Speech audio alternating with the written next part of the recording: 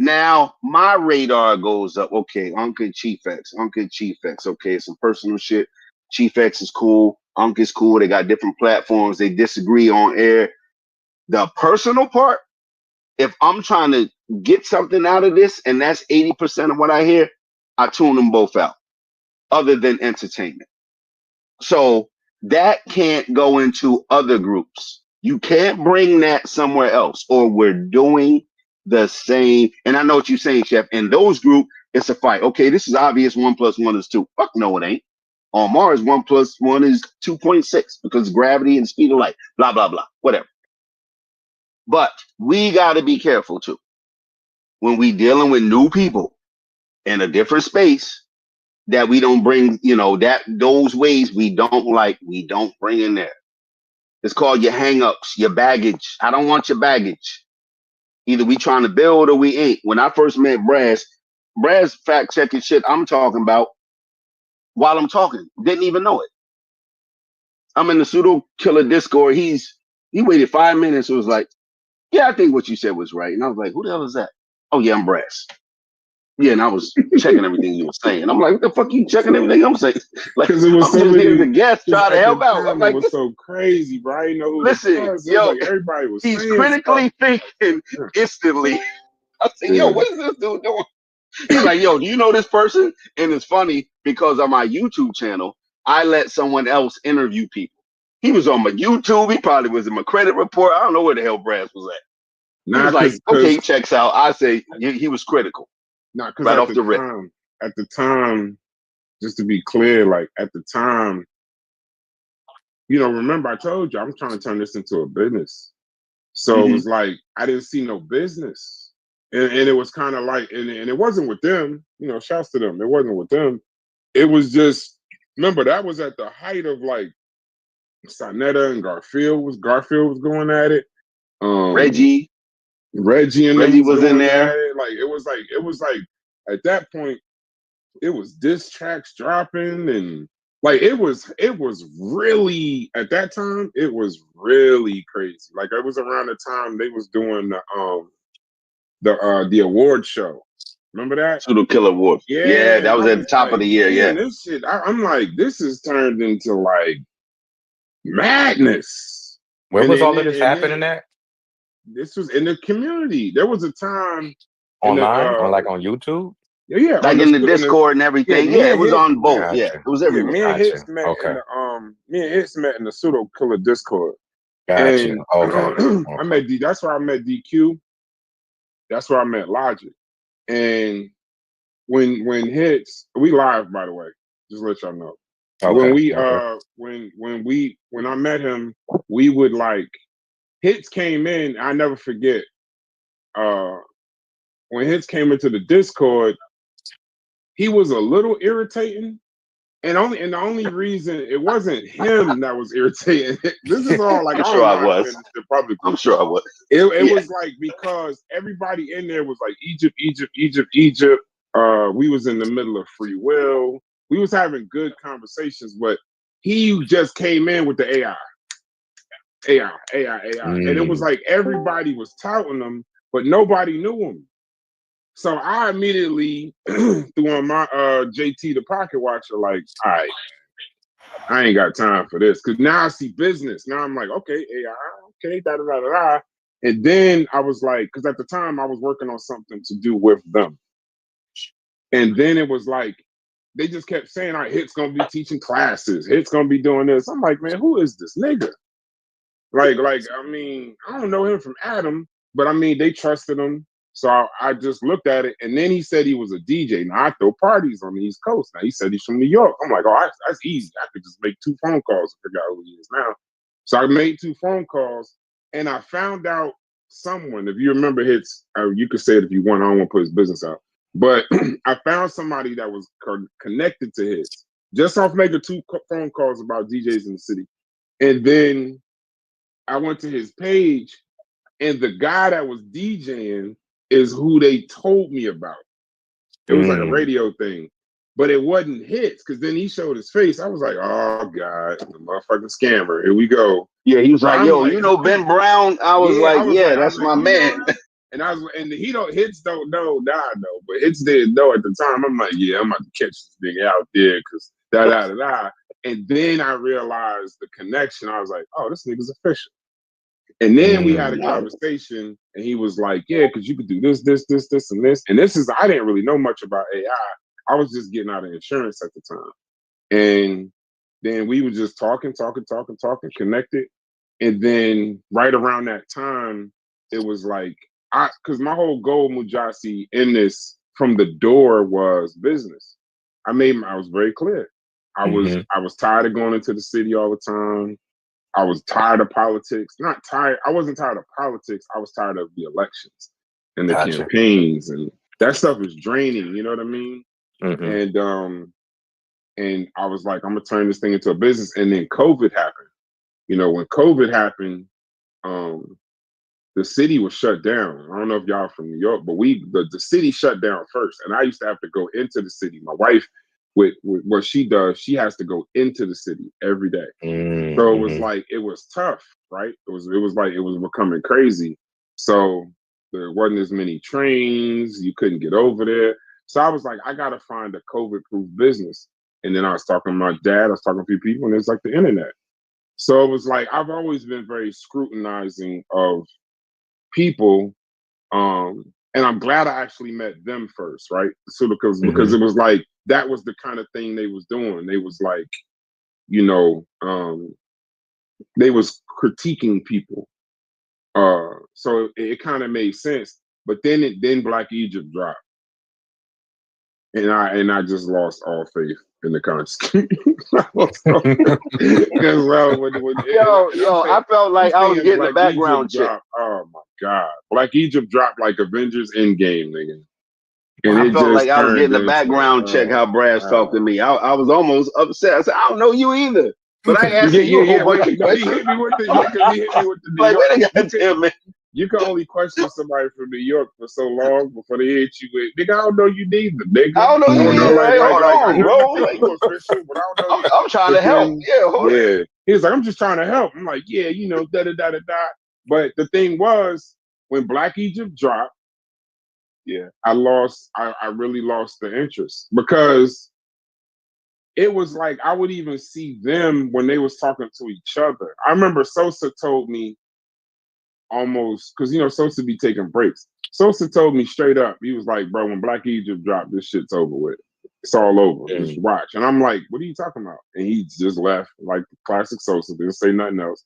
I remember Slade told me, just wait. And I'm like, what is it? What the fuck are you talking about? And then it was like, when Black Egypt happened, it was like everything changed, bro. It was like niggas started yelling at each other and going crazy, and it was informational at first, but then it was like, I still remember the point. It always stops. It gets to a point and it stops. Yeah. Garfield was doing Black Egypt shows, and because I was moderating at the time. That's how I met a lot of people in the community. I was a moderator. Like Mika. I remember me and Mika, the first day I met Mika, she was cussing me out. You don't know who the fuck I am and all that shit. Now I think she cool. But I didn't really know nobody. I was kind of like just moderating the chats and shit. So that's how I was doing. I was like little research, little market research in a way. And then I never forget when Unc and Smash got into it on Garfield. And that shit was over with. From then on, it was like he said something, Unc said something, Smash said something. Then I think Unc got upset with that dude that be working with Garfield. Fuck is his name? The other guy, whatever. The guy that's always on there with Garfield, whatever his friend's name is. And his little partner. And then from that day on, it just turned into just madness, bro. And I remember distinctly, because even in the Discord, you would see people saying stuff like, why is we always talking about Black Egypt? Let's talk about something else. Da da da. And then it was just over and over. And then at that point, I kind of like, because I had no interest in learning Egypt. Yeah, I didn't want to learn. If I would have wanted to learn Egypt, if I wanted to learn it, it would have been different. Like if I would have said, all right, somebody teach me this shit, or tell me where they stand, or this, that, and the other. But it was such a personal conversation. And then that's when I first heard about Chief X. And that's when I realized, like, this is something else. You know what I mean? There's things that happen before, like Uncle saying to him. There's things that happen way before all of this that I don't know nothing about. You new to the community. Slade kept saying, you knew, bro. Just matter of fact, Slade was kind of in his Brooklyn way telling me to shut the fuck up. Like, stop offering your thoughts a little bit, because you don't really know. You might think this is some real shit. Me and Slade used to talk. You might think this is some real shit, but it's really not. It's really like something that's way before you. You're gonna be picking sides. You don't know. You don't need to pick no sides. And then I never forget Mujasi. Slade hit me with Logic. Logic hit me with the 5 months. Logic is a sick nigga. He texted me the words on the Discord. He just literally put, he said it in a voice chat, 5 months, and then he texted me in the Discord and said 5 months. And I never asked him what that shit meant until we started Trimedia. And when we started Trimedia, I was like, yo, what the fuck you meant by 5 months? I never meant to ask you. And then he was like, I'm surprised it took you 5 months to find out this was all bullshit. Damn.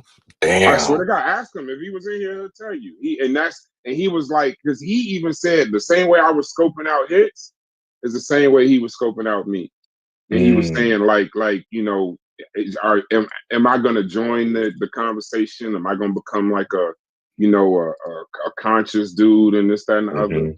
So that's why, like, even though whatever happened between me and them, it wasn't really me and them. It was me and a couple of the people inside of it. That's why I never honestly have no real major issue with them. Maybe a couple people, and even that's dead, because that introduction had to happen that way for me to get to this, to get to a different level of clarity. Because I definitely could have joined, no disrespect to the Archers or nothing like that, but I definitely probably could have joined Smash Discord and been an Archer, or you know what I'm saying? Like, it could have went the other way. You know what I mean? And I would have been indoctrinated or something like that. You know what I mean? So how did y'all brothers come together and share visions? Like, you got like you, Hits, Logic, DQ, like eventually y'all Voltron came together. Right. And y'all was able to establish a vision, which is not easy for brothers to do, especially brothers who are intelligent and committed to something. Like, how did y'all find a way to ground y'all visions and move into TMI?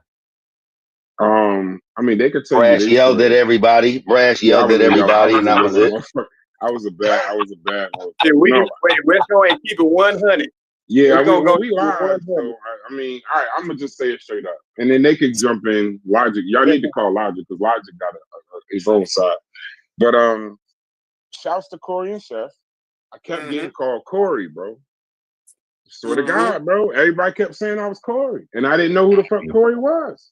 And I was like, who the fuck is Corey? And then, like I told you, I treated it like market research from Josh. And I'll be quick with my part. I treated it like market research. So my goal when I started the Pseudo Killers, my first my first time I ever saw Unk, he debated Flat Earth. That was the first time I ever seen him. Right? Then I saw his debate. I was watching Unscrambled Minds. He was up there and he was saying, like, yeah, I'm about to change my I might have to dumb my shit down because I don't think people understand. And I messaged them. I was like, bro, if you ever dumb down your shit, I'll never watch you again. And then I'd never been on a panel before that. And I got on the panel and said it to him, like, yo, you did a good job. Don't let these motherfuckers blah blah blah. That's when I realized, like, the stupidity, right? And then Juju, shouts to Ju, she invited me to the Discord. And the first day I was in the server, Logic was getting into an argument with Set. I don't know if he's still around, but this dude from Trinidad or whatever, Logic was cussing this nigga out. I don't know what happened. Yeah, he used to wear a bonnet every day. It's weird. Yeah. Okay, Logic in here now. So he could co-sign 5 months, Logic. Just make sure you add that to your shit. So my introduction, literally the first day, was Logic just cussing this nigga out. And I literally imagine joining the Discord and just two people in here just going at it. I'm thinking we about to, do some information. I didn't know what this was. But that was my introduction. So I stayed in there for a while. I did a couple of shows. I participated, blah, blah, blah. No real dust ups or nothing like that. And then towards like the end of the year, I just kind of like, once Black Egypt got involved, I kind of lost interest. We was in the free will kind of conversation, and I liked the conversation. I didn't like there were certain parts of it I didn't like. So I was kind of picking and choosing, right? I was definitely in there with the idea to do business. So my first thought was, and this is kind of always gets fucked up, so give us some clarity. My first goal was actually to do business with them.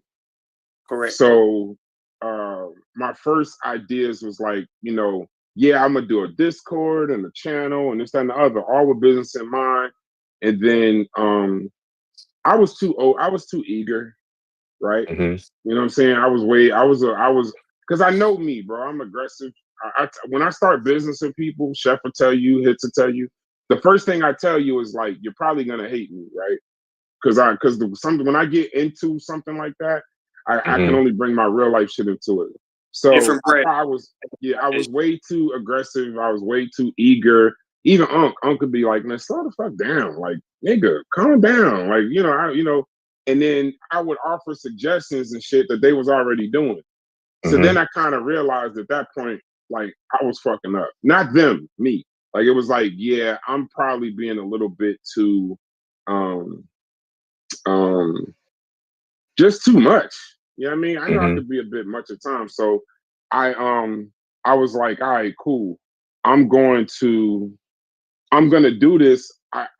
It would be good to have a crutch and do it with the pseudo killers, but then it was like they were saying, I was a much. This had nothing to do with them.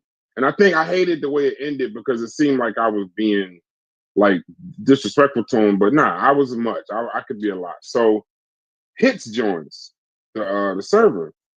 And then Hits will tell you I had a private, this is after 2 weeks of me investigating this nigga. Once I realized he wasn't a piece of shit, then I emailed him for an idea that I was going to do with the pseudo killers, like a new channel. I'm all aggressive and shit. All the shit I tend to say even now, outside of them, like, we could do this, and we can go do this and this and this. And now putting myself in Unc's shoes, I could see how I sounded to him. You know what I'm saying? I probably damn near sounded like polite, to be honest. Like, you know what I'm saying? Like a snake oil salesman, damn near.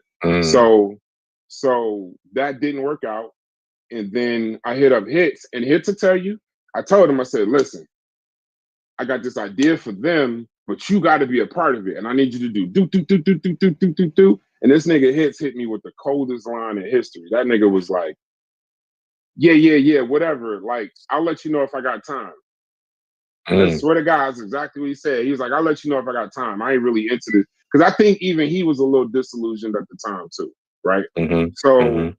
So, and then he could tell you from his side or whatever. And then I left I did the little meeting, whatever. It didn't really work out. And then I hit up Hits like, yo, let's just start a fucking Discord. It wasn't even a channel and all of that. I was like, yo, let's just start a Discord and let's do, whatever comes with it, this, that, and the other, blah, blah, blah.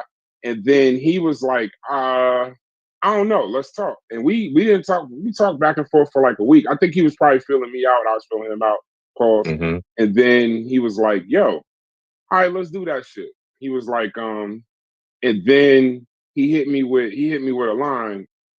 What you think about DQ? And I was like, yeah, I was thinking the same thing.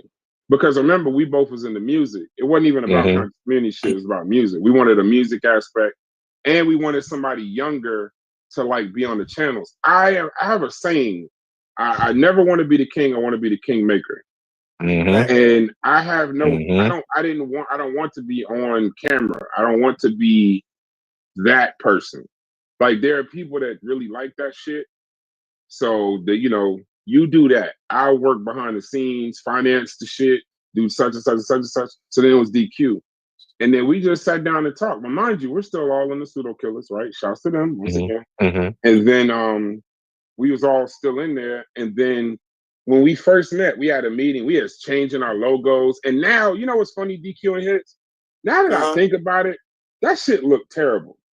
because we had created a logo. It's fine. No. It did look bad. It did. It was the logo was fire, nigga. When I tell you, we was having business. This is and then Mujasi, all the shit that I wanted to happen happened. We started like looking up the logos. He was looking up the LL, all the shit, all the corporate shit that I like, right? We wasn't, and then we all had the thing like we ain't doing this Egypt shit and all of that. And then that was like, and then at the second meeting, well, what happened was we started changing our thumbnails. And then I saw, I remember one day Hits and them will tell you their own side. I'm gonna be quicker than what I'm being. Because it's reminiscent, it's actually making me happy. We would go into Discord chats like this, Mujasi. And then, but if you saw me, Hits, and DQ's name in here, we all had the same logo. So then it was like, Unc was like, I never forget this shit. One day, Unc was like, that's dope. Hey man, what the fuck is up with that logo shit, yo? Yo, in the middle of the fucking. I do remember that because Unc don't pull no punches. That nigga, what the fuck is up with that? That's how everybody love the nigga. The nigga was like, "Hey yo, I'm trying to be funny, but like, what y'all doing? What's up with that logo shit y'all got going on? Like, what y'all doing?" And I never forget. I was like, "Yo, we started something, and you know, we don't know where it's gonna go." He's like, "All right, I'm watching you." Like it's just classic Unc or whatever. But I was still, you know, we was cool with no issue at that time. And then we started a Discord, and then we but it was just me, Hits, and DQ in the Discord for like a month. We would do our meetings in there, talking there, whatever. And it was never nothing against them per se, but towards that time, that's around the time me and a very cool person got into it. And when I got into it with that cool person, I flew off the handle and left the Discord. I think it was, and I don't even blame that person because it was really like I was leaving anyway. You know, you be in a relationship with somebody and they be like, they laugh, and then you realize like, all right, ain't what you did. I was kind of leaving anyway, right? But I kind of, on my side, it was really fueled by, yeah, you know, he whoever did such and such. But it really wasn't about that. I was kind of more TMI at that point. And I knew I couldn't do both, right? Because I wasn't like just in the Discord. I was doing shows weekly. I was doing multiple shows in the week, and the Brain Show and the Free Will debates and all of that. I was like involved. But then we did TMI. And then that next meeting, all of a sudden people started, you know, getting removed. The people started getting kicked out. And I understood why they was doing it because they've always been kind of like, shout out to the Sudakills once again, but they always, to me, they always have been real protective of their thing. And I get it. Yeah. I get it, right? So, you know what I'm saying? So sometimes you gotta you prune. So people started leaving. I don't remember Hits and them will tell you from their side, but I know I was gone first, but I left. And I never forget, like I blocked blocked everybody, thought I was, you know, gangster, this, that, and the other. I was just acting up, right? And then I had just had a big sale personally.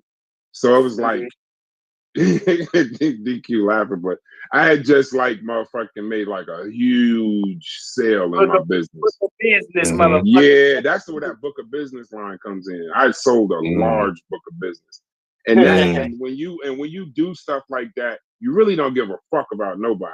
So I was on my like damn near Tupac, you know, whatever shit, like fuck that, you know, just acting crazy. I admit. And then at the next meeting, I think they'll tell you if they got kicked out or if they left. I don't know. But then at the next meeting, we all said, "But what about Logic?"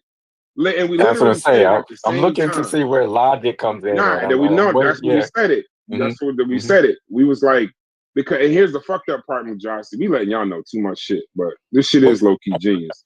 But the the logo Tri Media, everybody thinks that's a 049 glyph or some Egyptian shit.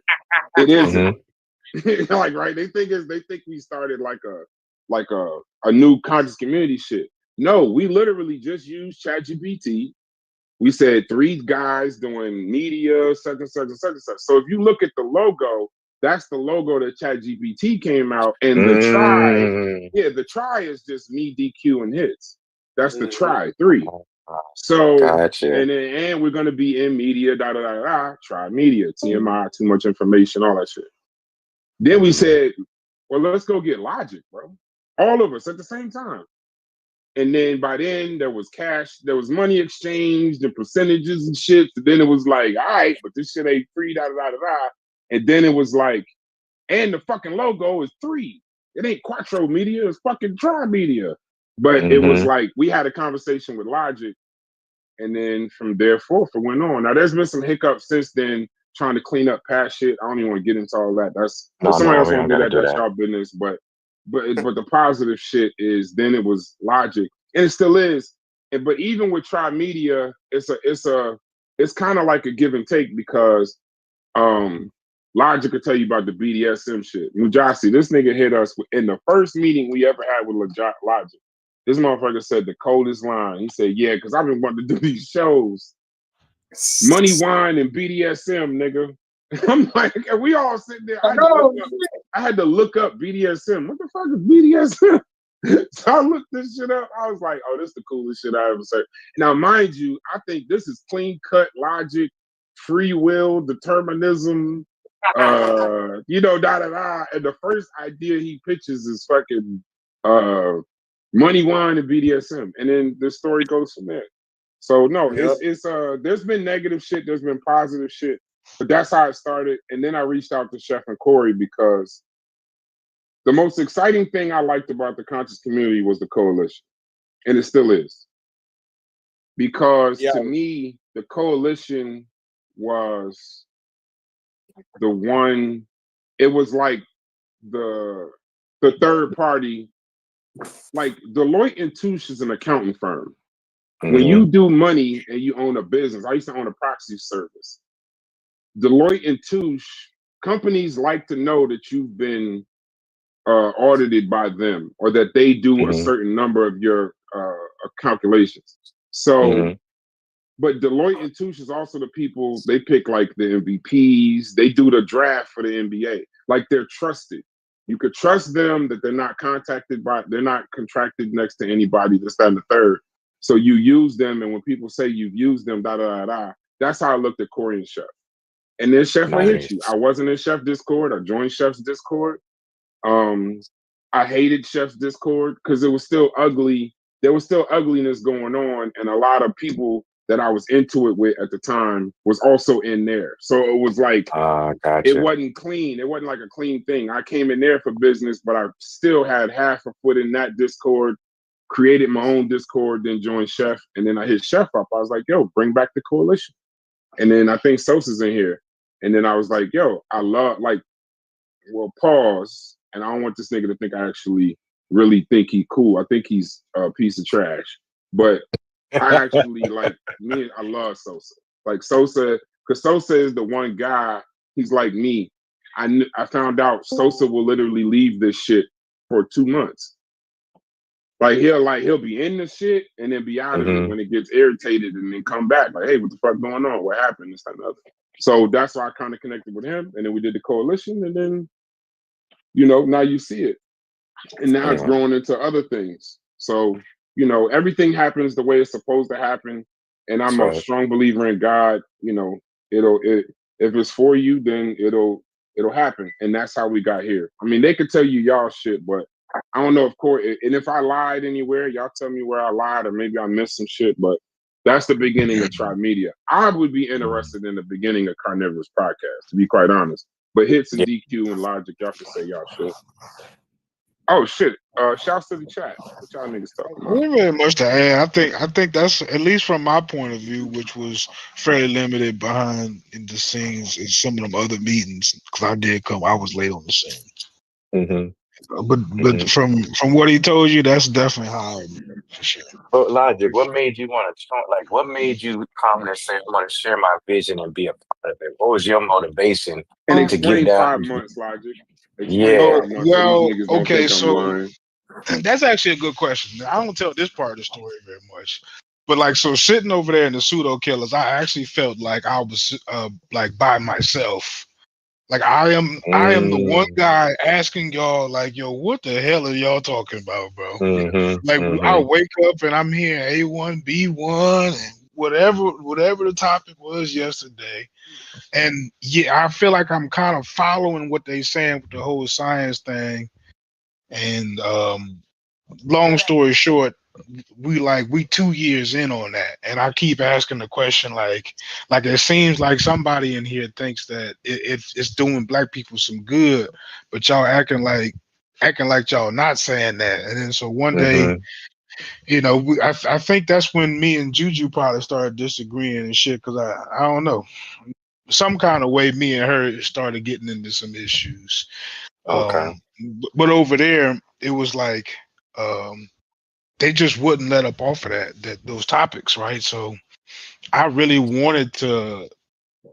I found myself like every day trying to influence these conversations to be a little bit more contemporary, and Mm-hmm. my frustration was mounting, and this was like a perfect outlet, because these were people who, at least especially Brass, he definitely was open about, he kind of felt a similar way. And Mm-hmm. then so then we decided we were gonna make some our own shows and be the change that we wanted to see. So it kind of felt like somebody else was trying to do what I was trying to do, and not necessarily, like, we didn't really start with trying to like review things that were being said in the conscious community, but more so Mm-hmm. Mm-hmm. do it the way that we thought it should have been done, right? With the whole leaning towards financial literacy and all that kind of stuff. So, but yeah, that's what Impressive. made me want to get away. Is that we kept talking about Egypt, and I couldn't see the relevance of it. So one thing Hey, tell them that I'm about the hearing is 5 months. that you Hold on, had, hold on, yeah, I was just Mujasi. about to ask Explain that, 5 months. this Explain the 5 prophetic months. 5 months Because thing. Yeah, it talk took about that. me No, it no, took no, me no. about Tell the 5 months. tell the whole shit. Because that was one of the funniest things. That's why Logic actually, Logic will always be a little different with me and probably everybody because of that. Like that shit right there. Mm-hmm. And the fact that, remember, I told you my first day in the server, the nigga was already cussing somebody the fuck out. The first day. My first day, he And was I ain't cussing no cuss Set out nigga out. either, bro. But that He's nigga Set not at was a all. But like wild little that day, motherfucker, dude. bro, Mujasi, let me tell you what this nigga said. He told Set was like, he had poured out his heart. I thought Set was about to cry. We all in the Discord listening. This is literally within my first 24 hours. And Mm-hmm. Logic was like, yeah, I get all of that, but like, you a piece of shit and you live in your mother's basement. Like literally. Now, mind you, this ain't Logic, bro. Like, the guy bared his Oh heart out. man. He was about to cry damn near.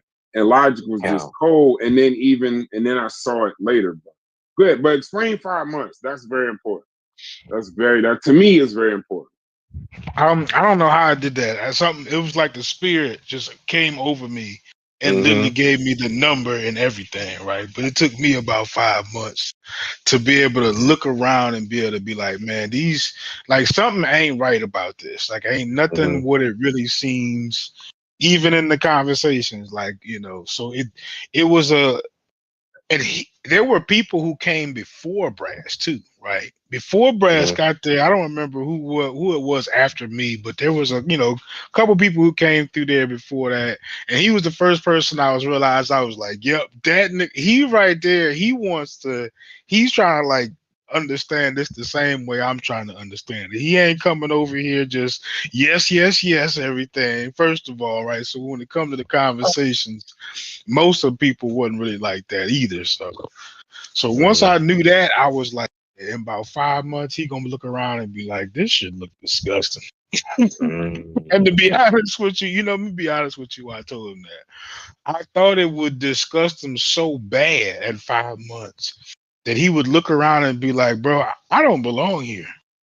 Because that's kind of like, I feel like that might have been something I battled initially.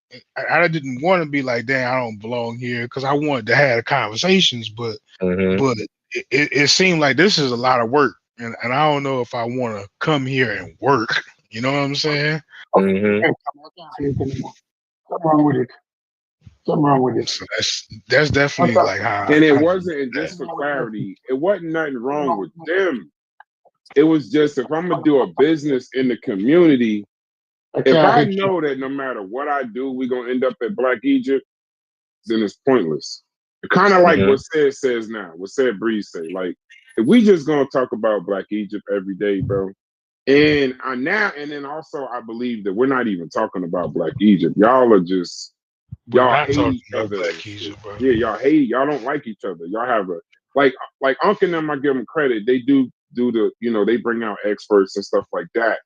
But then it's like, when I'm looking at in any business, everybody can't be separate, right? There's gotta be some kind of joined goal, right? So when I realized everybody is kind of tribal in a way, and everybody, that's why I leave the Discord open. Anybody could join, because, or I try to, and I don't want no beefs with people. So it's like, if we're gonna get money together, like I love that joined in last week, because it should not be a us versus them, us versus the community, us versus that. We should all at some point be able to do things together, because that's how you build, right? You work with people, it's cooperation. I'm more of a collaboration than that. So, absolutely. But I don't know. Hits and DQ can kind of tell you their piece, but it wasn't them. The 5 months was mainly the community for me. Maybe for Hits, it was, Logic, it was just them. But for me, it was like, I didn't see no money nowhere in this shit. And then remember, that's also when Polite got caught, when Nature Boy got caught. Oh, yeah. When, you know what I'm saying? But now I'm thinking like, damn, these people, Bambata, that shit came out. Like, it was so much nasty stuff going on. And a lot of it was sexual shit and stuff like that. It was like, yeah, I don't know about this shit. This is crazy. But Hits and DQ, if y'all want to give y'all a piece, I don't know if y'all wanted to give y'all a piece. But when we're done, I definitely want to hear about Carnip, Chef, and Corey. Yeah, I definitely. Y'all that. better come off mute, because I want to hear about y'all. But I don't know if DQ and Hits is even here. What y'all got going on here? Just have a group hug or something? No, I know. No, we got the campfire going a little bit. So it's a documentary. Yeah. Sosa, it's a documentary. Yeah. But Sosa, correct me. Like media documentary. Sosa, I'll tell you. Hey Sosa, you don't remember telling me about Black Egypt? And I kept telling you. You don't remember that shit, Sosa? That nigga Sosa was like, yo, motherfucking, when Black Egypt dropped, nigga, it's like he talking about Drake's new album or some shit. When that Black Egypt dropped, nigga, ain't nobody gonna be talking about nothing else. It don't matter what the fuck you talking about. And he was fucking telling the truth, bro. He was definitely telling the truth. I think the story, I don't know if I missed that part of it, but I want to know about Yasi before and after Amos Wilson, right? Like who was Amos Wilson before Amos Wilson? You know what I'm saying? Or were you like Chef? You kind of grew up always having this, you knew about these people when you was a kid. You talking about me? Yeah, Mujasi. Yeah. Like, how did you come across Amos Wilson? Yeah, when did you run across him? Oh man, Amos Wilson. That's a story about my mentors, Tony Byers and Ed Irwin. They put me on Amos Wilson back in the day. I briefly got to hear Amos Wilson at an NAACP conference in 1994 or 5. I can't remember the exact time. Agbar was there, Cornel West spoke, and Jawanda Kunjufu. And they were all in Charlotte at the time at a NAACP conference. And I was in the youth and college division at that time. And so they put me on to Amos Wilson and I got to shake his hand. And I started learning a little bit more about his material.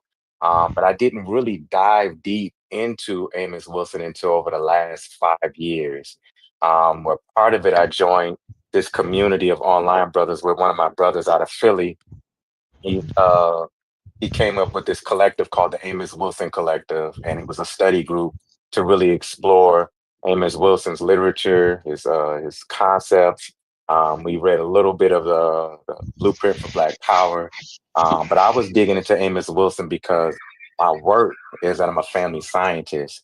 So I create parent education classes and work with Black parents here. And so there's a lot of work that Amos Wilson did around early childhood development, the psychology and the development of Black children. And so I started really getting into some of his material and exploring how does that look in terms of Black families and Black babies and the development of Black babies' minds today. And so from there, I became like a committed student to understanding this material. So briefly, that's kind of how I got into Amos Wilson. I was introduced back in the 90s, but started exploring it over the last 5 or 6 years. Absolutely, absolutely. So I'm, before that, did you have mhm. a strong foundation of like Black Power or Pan Africanism? Yeah, I would say so. Like absolutely. It's one of those pieces that this started back in the mid '90s for me. When I was in high school. Um, and again, being around some of the big homies that came over to my school and started doing some of these groups and projects for our after school program. They kind of introduced me to some of these new literature that I was reading. I remember they put Visions for a Black Man in my hand when I was like 15. Um, I think I got turned on to Chakante Diop at that time. One of my mentors gave me The Destruction of Black Civilization, just putting some of these materials at that time that was circulating a lot. And from there, just kind of reshifted. It not reshifted, it just really shifted my whole paradigm. And coming from a brother who grew up on the block to a brother who was starting to think about some things a little bit more wider. And this is around the same time that, a brother is developing, into trying to develop into his own structure and ideas and concepts of manhood. So some of it was perfect timing, but I didn't grow up with it in my house. My house, my dad didn't, I was raised by my dad only. And he didn't, this is not one of those things he knew much about, and he didn't really talk about it. So the exploration around this stuff came from me connecting with mentors and different people in the community. And then from there, uh, I got turned on to some of these other deeper conversations around peoplehood, history, our relationship to Africa, and things like that. And then it just became kind of like an obsession for me for a while.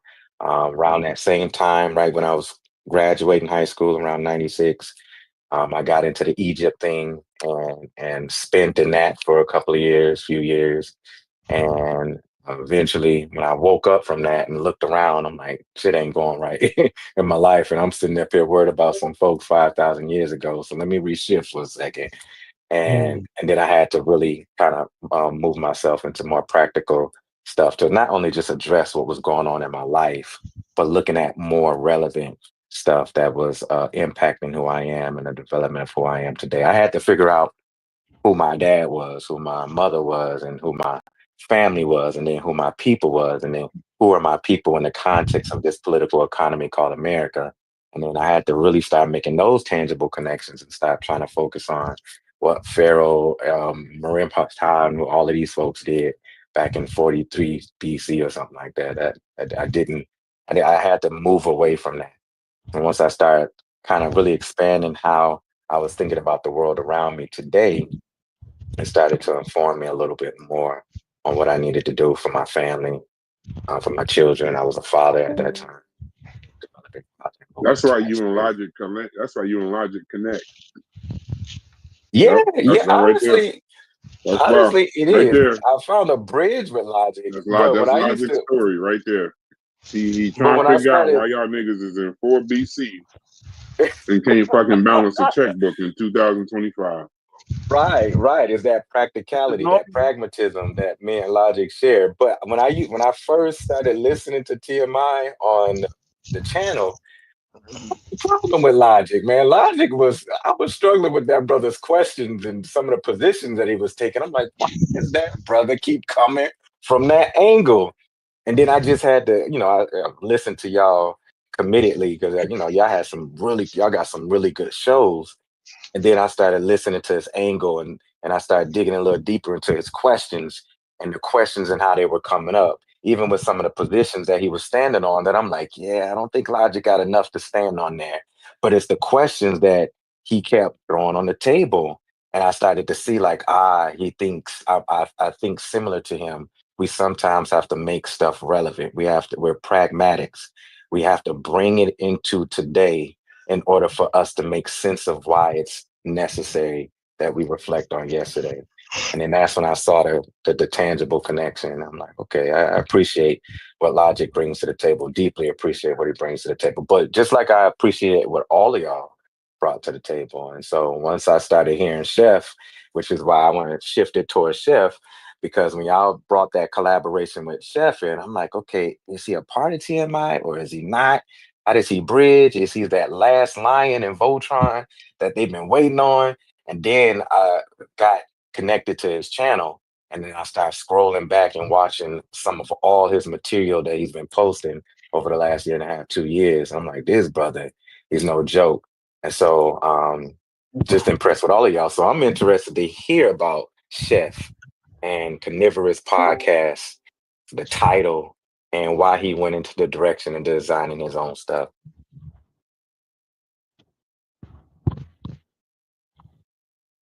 Hey, you gotta be careful with Chef and Corey. They might not even be there, bro. They're a bunch of damn troublemakers. They're a bunch of damn troublemakers. Yeah, Chef Logic is a troublemaker, and Chef has so done is that Chef to and me so Corey. many They're all times. Yeah, troublemakers. and we going into Chef in Baltimore, Maryland. What are you thinking? It's just too mute. I like a lot of Chef stuff won't that you answer said. on purpose. snoring.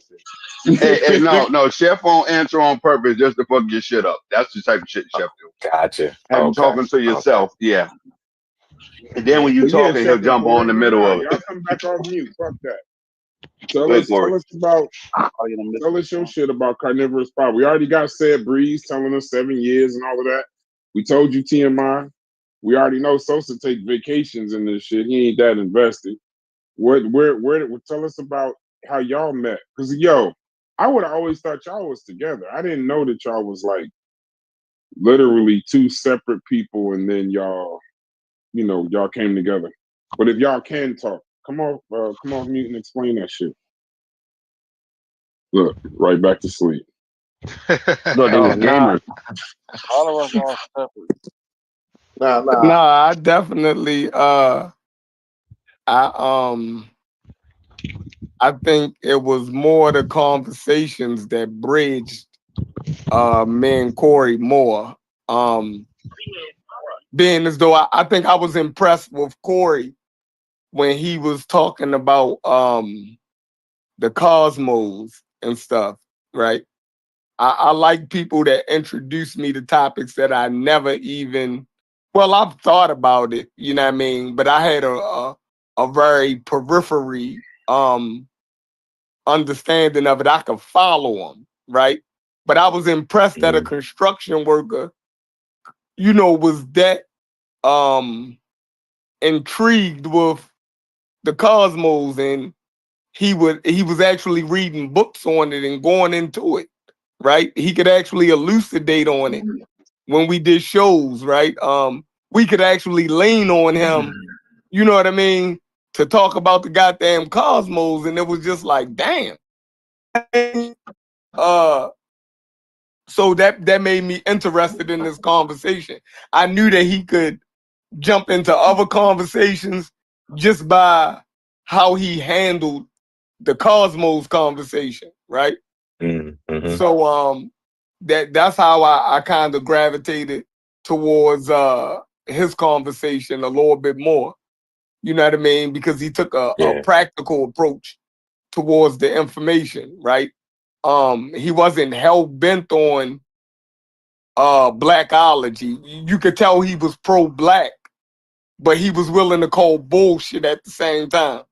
You know what I mean? and I think I fed off of that because, truth be told, it was more respectful than what y'all see now. You dig what I'm saying? It was way more respectful. I think the arguments, then got it to where it's not, where it's like, damn, this shit is completely, off the hook. So I think it was the conversations where me and him basically did a couple shows on the Cosmos. Like, I think it was one show that we did where he was late to, right? And I actually did the introduction, and we were still on the Pseudo Killers. And I think I did a magnificent job, you know what I mean, opening up for him and held it down for 30 minutes about the Cosmos, right? I think that was some of my best work, right? So I ain't gonna toot my own horn. And then I hooked up with Anthony, right? I think Anthony, who do the astronomy, he seen me do that show with Corey, and then me and him hooked up, and I started doing shows with him on the Cosmos, right? And this was all before Black Egypt. I think this is about the time, I think the pandemic was about to hit. So when the pandemic hit, we all just jumped head first into the pandemic. And from the pandemic, we started getting into arguments with the old members of the Arm & Raw squad. Because they was kind of skeptical about, the vaccines. But these brothers, they was very smart, right? So when I seen that they had issues with the vaccine, that just made me look at the rest of their work. And then I said, oh, these niggas pseudo. You feel me? Like, you know what I mean? Like, I never really looked into them because I looked at them like, man, they on point. But once they, Unc always was pushing the being scientifically literate and all of that, and I seen that people in his core group wasn't following the scientific literacy and not you know what I mean? So that's how the whole thing with us starting to go at members of the Arm & Raw squad, and then the Mossy was like an offshoot of them, and we started getting into it with the Mossy. And it just spiraled from there, right? So we was like lockstep. The Pseudo Killers was lockstep at that time. We were killing all of the pseudos together, right? And then it got to a point where there was pushback. I think they felt as though we was doing too much. Like, we started attacking people that wasn't supposed to be attacked. And I think, once we start feeling that it was, we was touching on people in the group sacred cows, because I thought it wasn't no sacred cow at this point, right? Once they started, banging on people like Farrakhan and Noble Drew Ali, and I said, okay, then anybody can get it, right? That made me put my guard down because, truth be told, I had great reverence for Farrakhan and them, right? I had great reverence for Dr. Benz and them. I never critiqued them or looked at them in a light where I could critique them. But once, Farrakhan and them started getting shot at, I said, oh, we shooting at it, like, no pseudo could be spared, right? And then when I start shooting at other people and I seen they start blocking for them, I said, wow. So you can shoot at the religious people, right? But the people that's not religious, you're not, or don't pose that type of, Judeo-Christian, Muslim, or Abrahamic faith, then you're not going to shoot at them. So that's when I started targeting Dr. Ben and them more. So I think it was a response to, them making me attack people that I held close to my heart, but then they wouldn't attack people that they held close to their heart. You know what I mean? Yeah. It was like more response. So when people started seeing me, I was kind of a little bit mad that everybody wasn't being treated the same way. You dig what I'm saying? Like, you know, so it spiraled from there, you know. And that's how I ended up creating the Carnivorous Podcast. I think it was named something before I named it Carnivorous Podcast. I can't remember. That's like the new name. It was Chef Madness. Chef Madness. Chef Madness. Yeah, it was Chef's Madness. But then it was Chef's Madness. But then as me and Corey really locked in and said we was doing it together, I said I gotta take my name off of it and create something that can encompass, you know what I mean, what we trying to do together. Nice. And to have other people join, you know what I mean? I couldn't have my name on it. So we went from there. Yep, that's my story. Dang. Brilliant. So I got one last question. What about you, Corey? Yeah, go ahead. Say your part, Corey. So yeah, it's kind of pretty much like how did y'all join the pseudo killers? That's my question too. How did y'all get into the service? So like as far as the pseudo killers go, like it used to be a lot of before we didn't have a pseudo killers channel, so like it was just like the Real Black Atheists. But we really wasn't on the Real Black Atheists like that at first. I was mostly like where I would like have conversations with Chef and Unc and a few of the other brothers was on Garfield's channel. And Garfield used to have it going on like his like afternoon shows be jumping. His, you know, it used to be jumping over there back in the day. And this was like a little bit before the pandemic. And then, you know, we used to go back and forth. I used to have a lot of like how like motherfuckers like really like start hearing me. I used to have a lot of back and forth with Pastor Bennett. I used to enjoy going back and forth with Pastor Bennett. Like I was like kind of at home going back and forth with him. And it was like we would have real passionate back and forth, but they was like really, really respectful. You know what I'm saying? So I really like that about Pastor Bennett. Like you can really get passionate with him, but it's always like a level of respect there. You know what I'm saying? So, you know, going back and forth, and you know, after a while, you kind of hear the things that I'm saying, and I hear the things Chef's saying, and I already been knowing, you know, he from his videos from the Real Black Atheist, so I've been knowing like his train of thought as far as like evolution, atheism, and you know all that. You know, so a lot of that I could follow along with. Plus, I was an atheist. You know what I mean?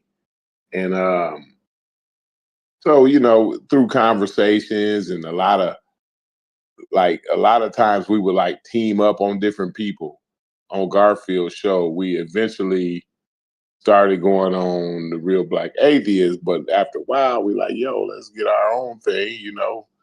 And I think the Pseudo Killers channel was actually one of Unc's channels before, but we like just named it the Pseudo Killers or whatever. So I don't know. I don't really know how that went. Maybe we started fresh from zero. I don't know. I'm not sure about that. But so we ended up starting the channel or whatever, and it was going good. Like I said, we did a lot of good work during the pandemic. I'm kind of proud of like what we was doing during the pandemic. You know, that was a pretty good thing that we was doing. And it's kind of like, it was kind of like my whole idea. That was the path I wanted to, the idea of the path I wanted to go along is to fighting the missing disinformation. You know what I'm saying? Fighting those. And at the same time, getting people like interested into the sciences. You know what I mean? So that's why I used to kind of kick the cosmos. Because it was something that I could grasp good enough to put it in my own words. You know what I'm saying? So I would spit a little bit of the shit about the cosmos and shit like that. But the real work was like with the pandemic shit. So you know what I mean? Like, so that kind of like overtook everything for a while. But then once the pandemic kind of died down, like we would have like different disagreements. We had an iPhone chat, you know what I'm saying? So we would have different disagreements on the iPhone chat, and then we would just go live with it. You know what I mean? Kind of like sort of like what we do here on the Discord, but I don't know that it was Discord back then, or at least I didn't know nothing about it at that time. And yeah, so you know, we would argue about little different things, but how like really like how I gravitated more to Chef is like Chef would like, I don't know, like he was acting like he didn't know shit like about history, but like when somebody would say something wrong against about history, Chef would always know. Like, you know what I'm saying? Like, it's like, bro, this nigga know a lot of fucking history, but he act like he don't. Like he acting like he playing the background, like, you know what I'm saying? But this nigga know a little bit of everything about here, like the dates. Like he didn't know, like I was picking up on everything he was saying. Like, you know what I'm saying? Because like we would a lot of like I got a loud voice, you know what I'm saying? And you know, like got a loud voice. A couple of us got a loud voice. Like we could just ramble on and get the joking and shit. But Chef would like sneak in little shit like with the dates, the locations, and the event, right? You know what I'm saying? Like, yo, what y'all talking about? That wasn't. Y'all talking about the such and such century, the 16th century BC, and I'm like, man, this nigga really know this shit, bro. So like every time I would have like I would be skeptical about something like that's going on with the history part of it, I would always lean on Chef. I knew that whether I knew what the fuck I'm talking about or not, if I'm leaning on Chef, you know what I'm saying? I'm at least going down the right road. You know what I mean? So but so yeah, man, and that's kind of how I kind of gravitated. And then after a while, he got me to like looking into some of this shit, right? And then me and him would say, bro, every time we look into the shit y'all niggas be saying, a lot of these pseudos, like, you know what I mean? Every time we look at it, it's worse than we thought it was. You know what I'm saying? Like, so it got me interested in actually learning a little bit about Egypt, and you know what I'm saying? We did a whole little thing about Nzinga. We kind of learned about the intricacies of how they kind of got in with the Portuguese and the Dutch and all how that all worked out with the Dutch and the Portuguese. It's a pretty intricate story. Like it's some real history there, some pretty rich history there, actually. You know what I mean? It is. And we dug into that, and you know what I mean? Like we actually proving our point, but at the same time learning a lot. You know what I'm saying, from one another. And Sosa is a big part of it too. Sosa, that nigga, he knows some history too. Like he's brilliant. Sosa's brilliant. He think he know about like he talk about like the brain and shit like that, but like you can't get past like you ain't gonna run off no shit to Sosa about history. You know what I'm saying? Like he gonna know that. You know what I mean?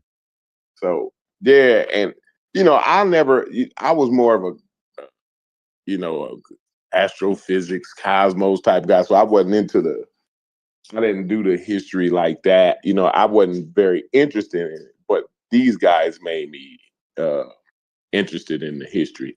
Now we used to also too, what made me gravitate to Chef and Sosa was we used to always like have these little spats with the Amin Ra squad, with the old school members like, you know, Asar and Sinjetti and you know the gang, you know the Amin Ra squad, you know what I mean? and they would always try to convince us. I remember one night, Wu Jawu and Sinjetti and them and one sister, Sister Naya. Shout out to Sister Naya. I ain't heard from her in a long time. But yeah, man, we went on for like hours one night, and they tried to convince me of some type of African spirituality. You know, they was challenging our atheism. You know, and, it was a real good exchange, but like from that, I think we gained kind of a lot of camaraderie between us, like between me, Chef, and Sosa. At least from my standpoint. Now they might tell you different, you know, but from my standpoint, like from there, like we kind of gained the camaraderie. But then, you know, like we would go into the Nzinga conversation, and we would battle it out, you know, with the naysayers, and then you know the Egypt and the Dr. Ben conversation. That was kind of like the end of at least me and Sheffrin on the pseudo killers, and you know, basically, like for me, you know, it was like we can't be the pseudo killers and you know sympathize with pseudos. You know what I'm saying? Like that just wasn't jiving with me. You know what I mean? And to each his own. That's why we all, you know, I respect everybody. Everybody went on their own and done their own thing. You know what I'm saying? And it really wasn't me, like, as far as the Carnivorous podcast, like I said, it was Chef Madness. You know what I mean? I always it's just like, that's my brother. So whatever he do, I'm going to support him. You know what I'm saying? Like, this is, even the Carnivorous thing, like, that's his shit, bro. He would be like, because I remember when he changed his name, he called me. He like, bro, I don't want the Chef Madness no more. I want to name it something where both are. I'm like, bro, nah, bro. He was like, well, let's just start. We can keep this Chef Madness. Let's just start a new channel. I'm like, nah, bro, you already got the subscribers and shit. Let's just keep going with your shit, bro. It's good. You know what I'm saying? Like, I'm just a supporter. You know what I'm saying? You know, because at the time, I didn't have none of this, you know, computer and, you know, stream and shit. Like, I wasn't in it like that. You know what I mean? Plus, I didn't really know what it, to be honest, like, I didn't know what it took to do streaming and shit like that. Like, Sheffrin put me up on all that shit, like how to go buy a server. Like, even now, like a couple hours ago, I was telling y'all about me finna buy a PC, a computer, PC and all this old shit. Like, that's all Sheffrin shit. Like, I wouldn't have been knowing nothing about that shit if it wasn't for Sheffrin. You know what I mean? So, but you know, that's why I was like, you know, let's just do your shit. That way, I can just be a supporter of yours. You know what I'm saying? Like, I can be a contributor to the channel. You know what I mean? A everyday contributor. Like, whenever you go live, I come on there and contribute something, whatever I can. And I do my own shows. Like, I still wanted to kind of get into the cosmos, you know, but I kind of got a bad taste in my mouth about the cosmos, and I don't even really want to necessarily get into the reason why. It's just sometimes, like, I see a lot of irresponsibility in the community, and it's like, bro, like, when you don't know what the fuck you talking about, just, you know what I mean? So if I'm gonna be teaching something, it's gonna be about content. You know what I mean? Yeah. It's gonna be about something that I have expertise in. You know what I mean?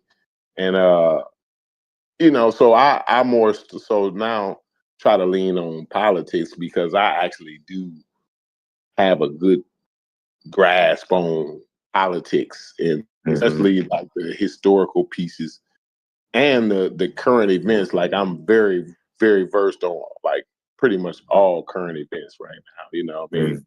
The bills that get passed, the different legislation, and you know, who voted how on which bill, you know what I'm saying? That's all important. So you know, that's more where I lean to now, and that's kind of what I had in mind for myself as far as going forward with the Carnivorous podcast.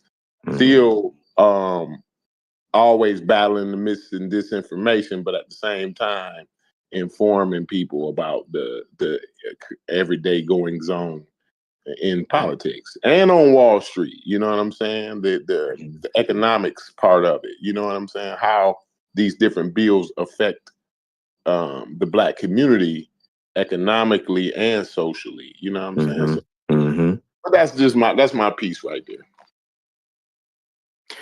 My brothers, I don't know how this turned into like a interview of Carnivorous Podcast and TMI foundational development, but as someone who's a beneficiary of y'all content and what y'all have uploaded and how y'all have taught and bring information to the table, I just can extend my appreciation for what y'all do. I know I could ask 5 or 6 other questions, but I know that's not what y'all want to stay with, talk about. But just want to say, just for somebody who joined both the channels and really appreciate y'all work and how y'all teach and how y'all create discourse and environment, nothing but impressive. And I'll bow out from there. No, I appreciate the audience. Like I always say, like the Carnivorous Podcast has a pretty fucking intelligent audience. Like if any audience can spot a snake oil salesman or a 3-card money dealer, it's the Carnivorous Podcast audience. Like they gonna see you coming a mile away, and that's one thing. I hope I contributed to that. You know what I'm saying? That's the part that I do want to contribute to. You know. No, that was actually very insightful. Just sitting here listening to y'all. Like, real. Behind the scenes, I never really knew how any of it really came together. It was just, it's a cool day to, it's cool to hear y'all talk about how y'all, linked up, gravitated towards each other, whatnot. And I'm just enjoying a calm day at the beach for one time up in this motherfucker. Like it ain't. Said you sparked it off with the questions, brother. So I just follow your lead. No, it's facts.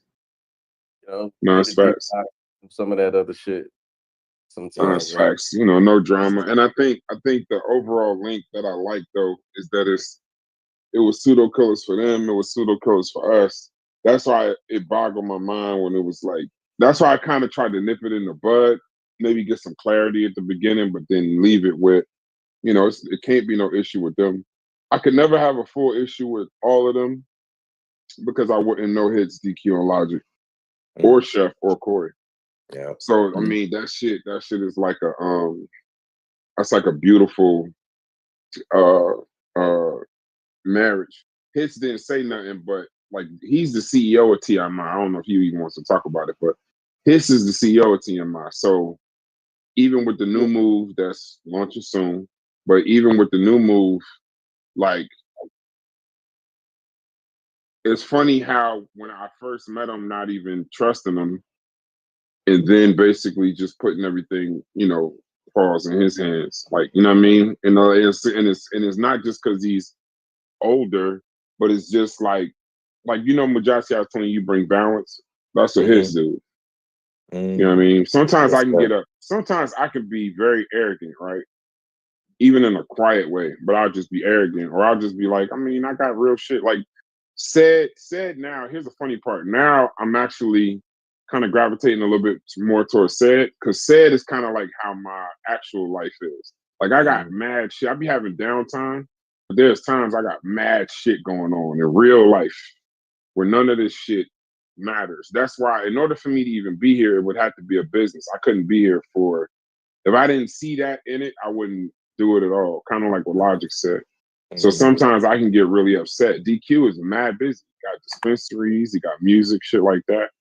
Logic running hoes up and down the Mason Dixon line. So I would be real with you, bro. Like down on Bourbon Street. He got him running up and down Bourbon Street. Running hoes up and down Bourbon Street. So, we never know what hell going on with Logic. What you said? Some real organization, bro. Like as a subscriber to most of these channels, like I used to download Pseudo Killers podcasts like on my phone, like when I had to take flights, like if the Wi-Fi, I knew like the Wi-Fi was gonna be trash and I couldn't tune in, like I'll just download the show and listen to it, and it's like over, and it's not direct to a Pseudo Killer, but this is how much I appreciated the information that was being, spoke about Oh hell yeah, them niggas on dope. this Facts. channel. So once once we saw the Black Egypt play get back in and everything go in and I watched everything fall apart from the Nzingas and everything. And I'm like, I mean, in long story short, nigga, I stopped fucking downloading the shit. I was no longer interested. Like, you know what I mean? It's like that shit does not attract viewership at all. You know what I'm saying? Like this shit needs organization. And if motherfuckers do enjoy it, like I would like for motherfuckers to tell me what it is they enjoy about it. If they hate the shit so much that's being talked about, why they show the fuck up every day, and why is it you think you know more about the next man? And we're gonna have those conversations, I might stick around. But all this nigga, you ain't shit. I know this. You don't read no metal lecture. You ain't been doing this 20 years. I sat at the feet of this mother. Like, man, fuck all that, bro. Like that shit weird as fuck to me. Like I got real shit going on. Like that ain't no y'all call this a flex to y'all? This is what's flex. This ain't no flex that you know some shit about some goddamn what, man. Anyway, like I said, So you was gonna get the same beat. So that's another part that I kind of forgot about. Organization, man, get it back right. It was a time. You're absolutely right with that. But it was a time that when the pseudo killers first jumped off, like when we came out and we started coming with our shows and shit, right? And we would do shows like other than about the pandemic. A lot of times we would like challenge shit that was being said in the community.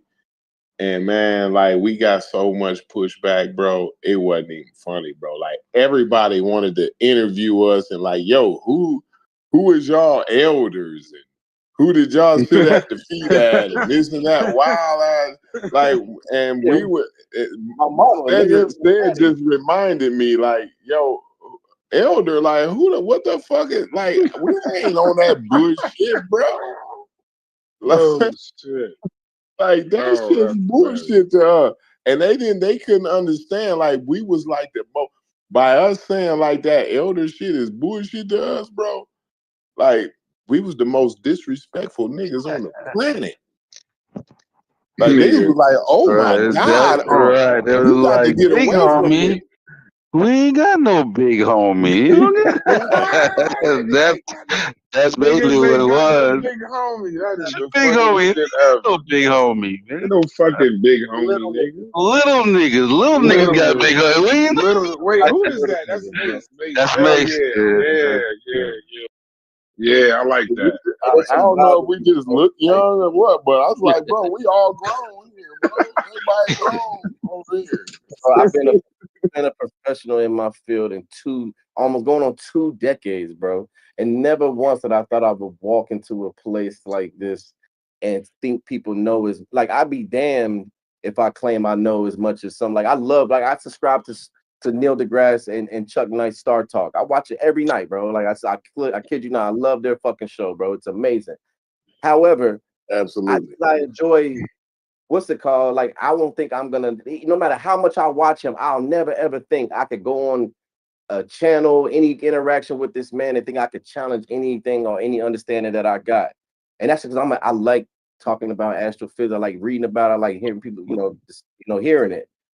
But I know Neil deGrasse Tyson like music. And I know for a fact he'll never come to my show and be like, hey fam, I was reading this book on frequencies. And I bet you if you tried this, like he'll never fucking do that. You know what I'm saying? So it's like, bro, like we gotta knock it the fuck off if we want to be taken serious. And I think because we know it ain't serious is why we can show up and we act like clowns around here is why motherfuckers show up and be like, nigga, you a bitch and you don't know shit. Because look at how we act over this motherfucker. There's no structures, no organization, and we gonna forever be entertaining the certain point blank. No, that's facts. I told you, my interest was the old pseudo killer shows. It wasn't the new ones. It was the old ones. I think I missed the time. I missed those shows. Like for real. I thought Sosa. I ain't even know who Sosa was for real, so I started watching the old pseudo killer shows, and I ain't know who Chef was for real. I guess because by the time I got there, Sosa wasn't really there. I watched the old shows and like Brandon Sirius B, I think that's his name. He was actually like on panels and shit, but he wasn't really Yeah, on I panels. liked But I was, Brandon when he was around, honestly. yeah, yeah. So I was confused, and then it was like they was cussing out Reggie. This was like in the heat of the Black Egypt shit. They was cussing him out, like motherfucking like upset with him and this, that, and the other, and going at him, and Reggie on Smash, going at the Super Killers.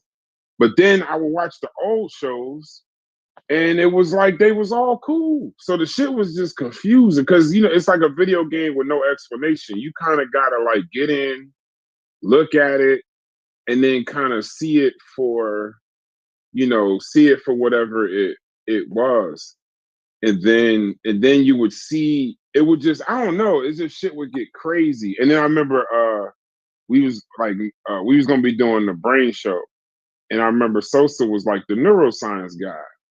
And then but then even I think that's why everybody fuck with Sosa. Cause like, I don't know what Sosa is in real life, like what he does, but whatever it is, he's that Also online. like Tommy on Mario. You Yeah, don't know you know what I'm nothing saying? about Yeah, like he's that online. Whatever Serial Sosa killer. is in real life, yeah, that's fine. That's your business. shit about But, Sosa. but you know what I'm saying? Because like he's like in real Dexter. life, everybody got somebody that's a real nigga in every setting. You know what I'm saying? Like even a real nigga, like, you know what I'm saying? So like in that case, and then you can't lie forever. You know what I mean? If Sosa was fronting, then 2 years ago on the Pseudo Killers video, he's fronting. 2 years, 3 years ago on the video, he's fronting. Like it's like, damn, like that's a hell of an act. So that's why like I was always confused with it. And I knew it wasn't gonna work for me. Because the main thing I knew why it wasn't gonna work is it just wasn't. I'm gonna be honest, this is ignorant, but I just didn't see the money. I didn't see it. I didn't see the play. To me, it just seemed like people was just online, just talking all the time, like just talking about nothing, technically. Let me But I mean, I know Egypt is let me important, but say it this wasn't though. important to me. Let me say this though. You know, like when I came in and lock in with the studio killer, whatnot, everybody, Chef Corey, it was really, it was never about money for me. It was just like I thought, my was cool. Feel me? We can Mm. build. Yeah, mutual topic that we enjoy talking about. I liked it. Like I never really, I never like we was talking to back shack somewhat, but I never really got mixed up in that. You know what I mean? I used to hear them like, what the fuck are they arguing about? I just look like Right. I don't really never really engage. That's just how I am. You know what I'm saying? They had keys to the show. I never go live. I didn't care about it. I ain't had the keys. Because I really that's not why I was there. You feel me? I was there for like because I enjoyed it. And whenever so I was like, as long as it's fun, I kick it with you. And then it got to a point where the shit wasn't fun no more. I see like this shit getting away, it ain't fun. So I'm like, let me step back. Cause nigga, I can be stressed out in my real life. I don't gotta click on. I'm not gonna log on to be stressed the fuck out. I got shit to do. You know what I'm saying? So I pulled back. And then when I pulled back, the shit blew up. I come back, some some of my partners over here, Chef Corey over here, like, yo, what's going on? You feel me? But I'm like, I'm still cool with everybody. Like, y'all got it, y'all figure that shit out. You know what I'm saying? I fuck with him, I fuck with y'all, and I'm gonna support everybody. And that's how I keep it. You know what I mean? To this day. You know what I mean? So That's You that's know, dope, how I man. that's am. That's Yeah, real I dope. tried to take that same approach. I would go on some of the, that one little grouping of niggas that y'all had. It was like Mossy and Pseudo Kill, like all kind of ran in the same circle, same pack. So yeah. like me being unaware, kind of like so it's like we got real shit going on. So like when I would come back and I kind of know that there's a bit of a separation, and then I saw one of their channels. I hopped on one of them, just one night, and I'm listening to what they're talking about, and they're kind of describing the shit. And I think this is like the aftermath of all the Nzinga shit when everybody went their separate ways. So Yeah, like, somewhere I'm just around like there. me, I'm just curious, like in the chat, like like hey, what's going on? Like somebody fill me in, like like damn, like, I'm like such and such, and whatever. Like, I named the two factions, like y'all ain't cool no more, and like the energy was just weird. It was like we were never cool with them niggas. I'm like I just watched y'all this for 2 years, like walk, be on the same chair. How you gonna sit there and say it's like this is too bitter for me? It ain't about the information no more. So what I'm saying, I just fell all the way back, and then I come back, I see new channels, community of skeptics, whatnot, Chef Madness. I'll jump in every now and again, but Like that shit, you know, it was no longer entertaining for me, honestly. Shit weird. Nzinga kind of fucked the community up a little bit from what I'm hearing. That conversation seems to be kind of good conversation. You It know? was a good conversation. It was the conversation though that it was the draw. It was the line in the sand conversation though. It was the one like either you gonna ride with the pseudos all the way, or you gonna ride over here all the way against the pseudos. You know what I'm saying? You can't like have, you know, your favorite pseudos. You know what I mean? And they always do that. It was the times. It's like every time a black motherfucker doing some wild shit to their folks, it was the times. But whenever it's the white motherfuckers, we don't get them that same grace. Well, you know, it was just the times, right? Like we have in that case, we shouldn't be mad at none of the shit they did to us. Then it's like, what do we ever? Yeah, ain't nobody pseudo then. Yeah, like what the fuck? Oh, and Zinga, it was Nobody's times. It was liberation ain't pretty. Nigga selling 12,000 motherfuckers a year. Motherfucker ain't nothing to be revered about neither. What the fuck? I mean, and the worst part about it, like what I discovered, like it was during the illegal times, like when the world had already said, no, we ain't doing that. Like the whole world had said that, like they was doing it. You know what I mean? So like it's kind of and I seen it's that. kind of like no And I excuse. think, like, you know, for me, right, some of the best conversations is uncomfortable conversations. Gotta be. You know what I mean? So it's like, let's have it. You know what I'm saying? Like, you only and that's another thing. They like people acting like that wasn't uncomfortable for us, at least for me. Like to realize a lot of these conversations. We African American too, like right? Yeah. We you're not. stepping You're up like yo, fuck it, we gotta address it. You're a motherfucking turncoat. and you know, say but what you you know, say. right? After that show, though, I never came across so many people that was like, you know what? Y'all was I right. never took the time to even think about the shit that y'all was talking about. I'm gonna be real. You know what I mean? Like, you know what? Should she be a hero to African Americans? Because that was kind of what we was fighting at. Like, should she be a hero to African? That's kind of where we started from. Like, you know what I'm saying? So, my Instagram. We were having this same conversation about Dr. Ben, she got the DI, and Zinga came up, and that's where like it got real though. I had a picture of me and my we had a show in DC, so we took a little group trip to the African American History Museum, and when you first walk in, they got a big ass exhibit in the front, and they got a Zinga on that motherfucker, bro. And like some of us took pictures by that shit, and I had posted it. Nigga, I went and deleted that shit instantly. I'm not letting this shit. Hell no. I'm like, what? Nah, hell, I'm taking this shit down, bro. What the fuck? It's tripping. Get this bitch out of here. She should be in here, bro. She got a whole thing when you walk in. It's like, oh, okay, yeah, what? I don't know, bro. This shit wild. So She's an enslaver, bro. I don't give a damn. And so the reason why I know it's a big deal, I think that's the first thing I told Chef. How was that shit still an argument when I was there?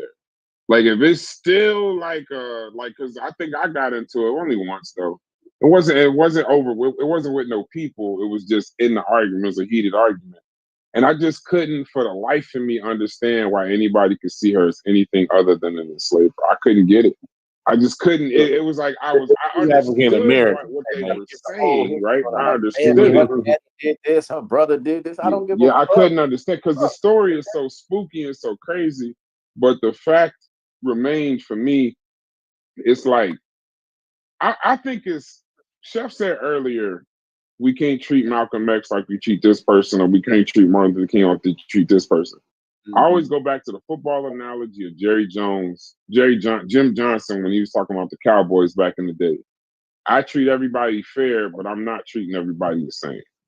So I'll treat all the wide receivers fair, but Michael Irvin is Michael Irvin. I'm gonna treat him differently. You know what I'm saying? So I get that, and I try to understand that when we talk. That's why yesterday I got all crazy or whatever, because I don't think Malcolm X and Martin Luther King should be in sentences with people, because that's just common sense. We could be fair to everybody, but I'm not treating them the exact same as I treat a John Henry Clark or Francis Cresswell. I'm not doing that. So that's the Nzinga piece. She's an enslaver, and it's good to know.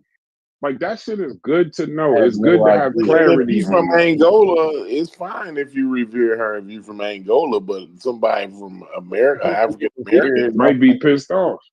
The coldest part about the shit, right? Because it was some lingering effects. Because I remember there was a She movie was that came selling out. Angolans, so how could they fuck with her? yeah, I mean that too, but you know, I remember the movie, that movie, The Woman King, that came out. You know that shit about the homie tribe, right? And everybody was talking about this. And I'm like, wait, hold on. Are we forgetting how did the homie tribe even kept their economy? Like, bro, that shit was a slave economy. Like, what the fuck are we talking about here? And I remember I put that in the group, and one of the Even groups, and they was Amasi. like, it's an African story. We need to tell it. I'm like, man, yeah, we ain't telling all of it. What the fuck? right? We Yeah. telling You half can the learn it. Even Amasi was like that too. But that conversation made me realize too, like, you know, a lot of people didn't really know too much shit. about Yeah. slavery in general in Africa. Yeah. Like, you know what I'm saying? So Authority. yeah, But because act like that's an how authority when you bring it up, though, is crazy. It's like, to start from another show when I did, all I said was slavery was universal, was different everywhere, and they all no in Africa. I was like, you know what I'm saying? Because basically they was acting like Europeans had to show Africans. I was like, yeah, because I'm like, you know, you do them a disservice when you act like when you don't give them no agency. You know what I'm saying? So it's Right. like, nah, they had, you know what I mean? Like they was, you had good and bad people, bro. They were capable. They had systems. They wasn't chattel slavery yet to a certain degree. Nah, it didn't reach there, but it was slavery. No, You know what I'm saying? And they, you know what I mean? So yeah, so they didn't really know. You know what I mean? So you know, the first story is like the Europeans come with guns, just took people. And it's like, nah, bro. Like these were powerful kingdoms. Like they couldn't just come in there and take people. Like, you know what I'm saying? Like, you know what I mean, to navigate that landscape. Nah, like yeah, like so it's like you bro, you take you coming take with power from 500 them. white dudes. You know what I'm saying? Yeah, Like, yeah, like this is nah, wild. It's wild to me, bro. yeah. Like, And yeah, some of the reason they were successful because they didn't even take them that seriously. They right, look at the white people like, I ain't worried about these guys. Look at, you know what I'm right. saying? Like, yeah, They didn't know they were gonna keep trying like that. You know what I'm saying? Like, yeah, you feel me? So yeah, so but you know the best part, like you know, what like I think what people didn't realize, like I think the best part what we did it was like our shows were never really planned shows, for the most part. It was like, y'all want to hear what we arguing about? We gonna hit the button, and then y'all gonna hear us work whatever we got going on out live. yeah, I We remember. I ain't remember y'all say Yeah, that. it ain't no script. We just been arguing, and somebody go hit the No button. Then structure. that all we All hell breaks argue, loose. and then somebody said hit the button. You won't see that live. They hit the button. The next thing you know, we're doing the show. That's how most of the it came best about. shows they didn't even hear. It was on the That's iPhone. the default. The best shows was on the iPhone. Shit. And that's what I'm Like, saying. hit I that think button. it would be important if we found these little, like, these, since this is a historical, in a, we kind of tell history in a way. Like, I don't say tell it, like we discuss it, and we, see how much we can uncover. Yeah, But I yeah, think yeah. it would be beneficial if people, we started highlighting these particular moments and things that we would feel, would be controversial or whatnot. And I think that would help, either bring more to the story so people don't, get in those positions where it's like you hear this in Zinga and it's like you talking about she was a slaver and you so emotional because you thinking somebody trying to tear down, this African woman just because she's African. And it's like we need to, do a better job at telling the history in its entirety. And that way, it'll Yeah. alleviate a lot of these emotions, man. So Yeah, tell a whole story entirely, and then you decide. Here's the whole story. Here's the truth, the absolute truth. Now you make your own I decision. don't even think our aim should be to change anyone's mind. I know that I kept hearing that being No, thrown that's it. around. No, that's it. You I would make your own never want to mind up. change no one's mind. Yeah, let's Yeah, put it all out there as much as we can, and then everybody yeah. can take Then what they you want, decide. Yeah, you interpret it. decide. Yeah, you know what I mean. Yeah. That's the best way about disseminating information is just like, bro, fuck the emotions, facts over feelings. Let's put it out there, and then everybody, we want to have a discussion afterwards. It is what it is. But dude, yelling All and right, but listen, and all this, like, man, count me out but, if we continue but, that. but listen, and let me ask this question. Because I heard Mujasi talk about some of his interests too. So this is a question I'm putting out there. Logic, we get your input on this. Do you subscribe? Everybody here, do y'all subscribe to blackness? Right, blackness in the sense that sometimes, not all the times, the best way to reach our kids and to interact with our kids ain't necessarily a cookie cutter model. Like sometimes we need things dressed up and fed to us in a type of blackness that's catered to us by Facts. black people. Facts. I think even some degree of Facts. propaganda is necessary. I think Right. it's a degree of propaganda is necessary. Yeah. All facts also. Very much so, brother. Where you at, Logic? I need you. I It's need tough. you. That's not a straightforward answer. Damn. See, I knew. I go ahead. Go, I go know ahead. Go that's ahead. I know that's super tricky. I mean, I'm not It trying not ain't to get tricky. trapped It because ain't tricky. I can acknowledge how useful the propaganda could be. Also, like, as a matter of fact, like I can even more so just acknowledge how the truth not necessarily be what you're looking for either. You know what I'm saying? Like the propaganda could be more so of what you're looking for, and the truth may not necessarily have that same effect. You get what I'm saying? So like Absolutely. I'm not saying that propaganda is not useful or But hey, can use. but Logic, that's a hell. But what I want to say about the propaganda part is that's a hell of a tightrope walk act. I'm telling you, you got to walk. That's a hell of a tightrope walk act right there. You know what I'm saying? And you got to have that. See, that propaganda got to be well manicured. You understand what I'm Mhm. saying? It's got to be Very well much so. manicured propaganda. It can't be, some shit, some back alley bullshit. You know what I mean? Like, this Yeah, got I think I definitely get what you saying there. Like yeah. that's gotta literally be some backbone shit, and it's gotta have some backbone behind it. I can't I For real. can't be, I can't It believe you be missed that. monitored, I can't believe. and it's always got to be. I mean, Uh, that's what it would be. If uh, I mean, that's what you saying. What you so saying, Brass? Y'all falling for You some exhaling right bullshit, now. bro. What you saying? Don't fall for some No, bullshit, no, bro. no, no. That I'm nigga trying. is I he's know I slick. know exactly where what he's we. That trying to was go He's a. with slick it. as I know where all, he's trying bro. to Don't go fall with No, for it. no, that no. Trust shit, me. bro. We No, gotta step. no, that Believe nigga me, I is know where slick, it's All bro. right. coming You from. gotta listen to what he's saying, bro. And I no, heard you what he's saying. I'm cannot trying to hear do that. exactly what you You saying. you cannot do that. No, hell He no. trying to. He's asking me to imagine a world, and that's what I'm doing. No, hell no, you can't do it, bro. Not in this society where everything is media. No, Right. bro. Yeah. But Because the thing is, it's too easy to find out that you're fucking lying. And then now somebody gotta be the truth in a child's life. Somebody gotta be the baseline, the barrier. The worst thing in the world is when you find out, I'm pretty sure there are children out there that realize at 8 that they parents ain't shit.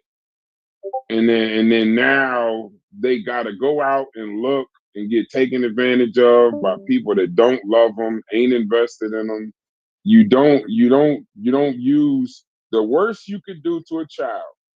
The most I do to my child is to tell them, yeah, I think ain't no way in hell you'll never make the NFL, and I don't even think I'll go that far. Because I know the facts, I know the reality, and you're preparing them for the actual world they got to live in, not the fairy tale world that they, you know what I'm saying? Because that fairy tale world don't exist, especially as black children. You got to be over careful. And then on top of that, the motherfucking truth is okay, man. The truth is so powerful. The truth is so, I don't know. It's like we shouldn't be trying to because everybody's lying to them. If that's the case, then everybody's lying. The whole shit is lying. They Everybody looking lie. at the world like it's just I it's a think lie. I think there's a sad reality in there though, Brass, because if you run that to the extreme, then history's not important again. Nah, but I listen, but never still said did history wasn't Logic. But I'm important. saying still though, listen. But did you answer the part in terms of subscribing to blackness? In terms of like when it comes to black people, right, the cookie cutter model doesn't always work for us. We may need something catered specifically for black people for it to be the most effective for black people. Do you subscribe to that? You are so good at what you do. Yeah. Man, I would say catered. I don't even like what that would say that was about black amazing. people that What you they would mean? need some sort of special Ugh. group Slavery. thing that they need that other groups don't need. I said slavery. Trauma, oppression. I What we talking about? don't like it. Racism. Oh, I think you need more of a harsher truth, and I think that's what's been yes. honestly like. You know what's the hardest question that I ain't heard nobody ask? Yo, I Sosa, you a ain't slick heard ass nobody nigga, had a bro. People hate balls to blackness. ask. We don't like blackness. No, but we ain't got a lot. Go ahead, Y'all Corey. paranoid. Go ahead. I haven't heard anybody had a balls to ask the question. When is it ever a time where, and I'm not saying it's a time, so don't kill me, y'all. Don't kill me. I'm just asking the question. Right? Is it ever a time, right, where we can put the slavery to bed? Like where we can no longer, black folk can no longer use that as anything, as an excuse about anything. Now I'm not saying this is an excuse because it's not, and I don't like the way you wording it. I don't. There's no other way to word it. It's a terrible. No. I Tell mean, the it's truth just. though, so we can get the answer. It's a terrible. Not now time. What'd you say on Valentine? Said not in our time. Oh, not in our time. Okay, fine. Yeah. That's cool. Yeah. I think that A century ain't enough to fix a people from that. If you know what I'm saying, like we got realistically, Yeah. I agree. how long do you think it takes a people to recover from that? You know what I'm saying? Like, yeah, you feel me? Well, Jews that's a good question though. How long do you think? Now we all agree like this ain't long enough. We ain't nobody saying this is long enough, right? But just like what you just said, like when is it long enough? the day, Or is that it ever long enough? Is there such thing as when they stop trying to tell it differently in history, there, in history books and rewriting? and we right there. We right Yeah, there. No. Right there. No, Nope. when we can stop using it or stop acknowledging it when it stop affecting us. Exactly. When Go ahead, Chef. When it doesn't govern right how this nation perceives us and their interactions, when you can erase the history of what happened to us and you know what I mean, how it negatively affected us, then you can stop talking about. But that will never be the case. That will never be the case. You know what I mean? don't see that being the day that I don't have to worry about appraising my house, and just because I'm black, it's a different price. The day that I don't have to, the day that the effects of it, like if there ever was a day where the community, where the society would say that no, black people need to be equal as us, fall under the same guidelines, fall under the same this, fall under the same that, and forget that we are literally everybody else, at least here, got a head start. If they can accept the fact, if they can't say, well, you got to be just as good, like our parents would tell us. There's a reason why your parents tell you got to do twice as much, because you do. Just to be even, you got to do twice as much, because everything else is at a head start, and you got forces pushing against you that aren't pushing against everybody else. So you got to swim just as fast, not to beat them, just to keep up. And then our natural talents to take over and we can beat them. But when the effects of slavery is no longer, the fact that slavery is still affecting us in 2025 on this continent and globally, then we can't. Because if we do, Corey, then what we'd have to accept at that point is we'd have to start forgetting the fact that we started off the 100-meter race 50 meters late than everybody else, and then have to look at kind of like the bell curve shit.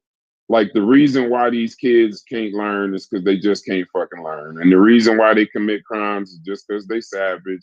The reason why we own homes less, we have the wealth gap is so crazy. At some point, you just have to say, yeah, it's just because we black, man. We just can't get it together. And we would have to admit we are where we at right now because we're not intellectually capable to keep up with white folk, right? Mm-hmm. So, see, Corey, that's the hard thing right there, right? Because that's what they really want to say. That's what they really want to say. They don't want to acknowledge or give credence that the reason we're in the situation that we had, the lowest metric on every, statistic in this country, is because of what was They done to did. us historically, right? Right. No, So we have, hold on, Betty. I knew this would get you, right? No, I'm not even talking about the bell curve. I'm not even talking about that. Let him finish, Fetty. Let him finish. You come next. Fetty go next. Let Fetty go next. So what we would have to acknowledge, right, is that we're where we at because we're not intellectually suitable to be equal in this society, right? Now that would be the two things that would have to be reconciled, right? Either what they did to us created a disparity, right? Or we're not intellectually capable of being their equals in their society. And that's my story.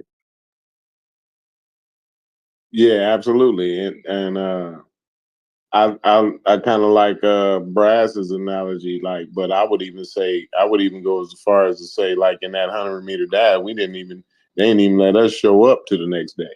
You know what I mean? They didn't even tell us about the track meet into the to the next day. We wasn't track meet. Niggas just showed up the next day wearing medals. Like, why you so slow? Nigga, what race did y'all even? We didn't even know it was a race. Right. They gave us the wrong date. They done gave us the wrong date to the track meet.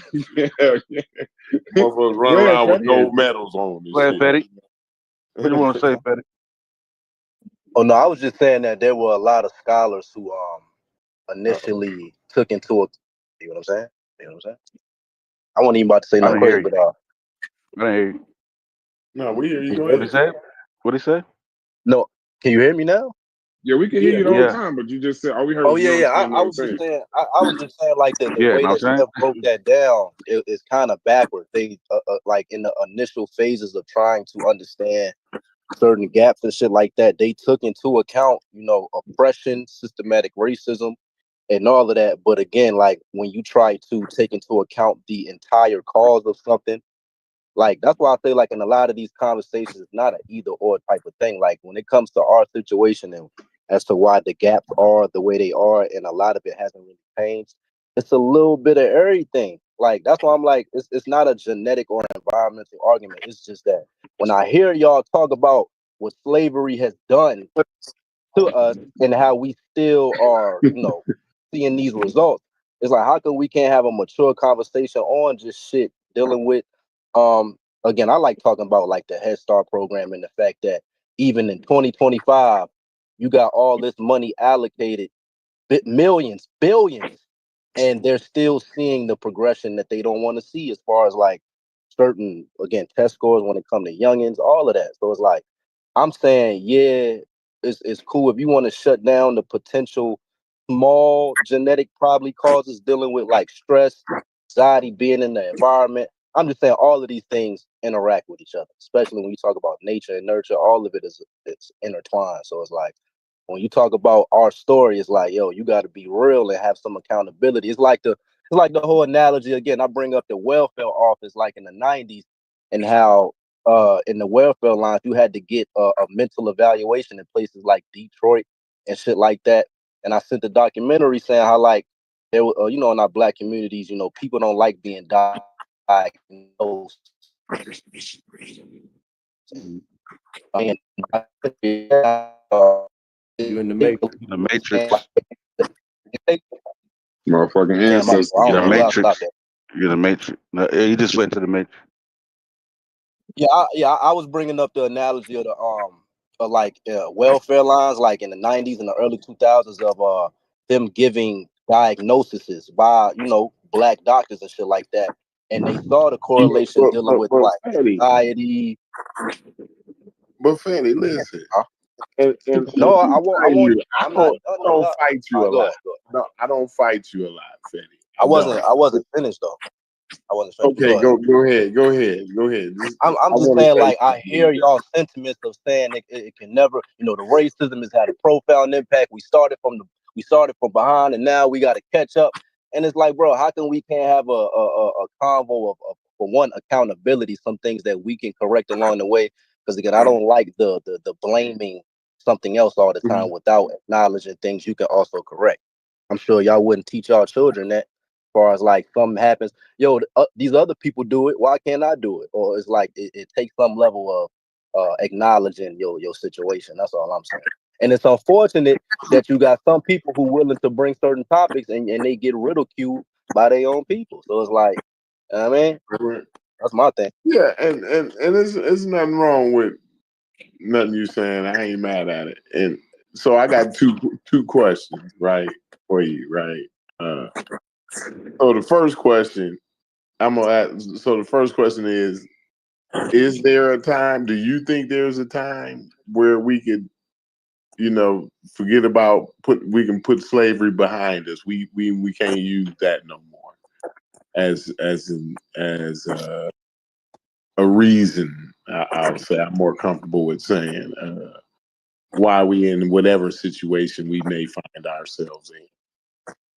As a group, I think that's gonna always be like a go to that, and it's deserving. I mean, Not whether it's a go to or not. I'm saying not whether it's a go to or not, but is it a time where do you think it's a time, or it may not be a time for you? You know what I'm saying? But do you think it's a time where we can not use that reason anymore, or we can put that behind us?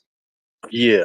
Yes, I hope we do, because if not, those are, and like Sosa worded it like and I have no problem with him saying it, but he said like the way we gotta intake information gotta be a certain way. It just sounds like as long as this goes on, it's the indicator how handicapped we really are as a people and how profound that shit had on us. I'm just saying that the longer we have this excuse as time goes on, especially that's why I say like the whole reparations combo is dangerous. Because if you get reparations and you still crying slavery, your descendants 100 years later.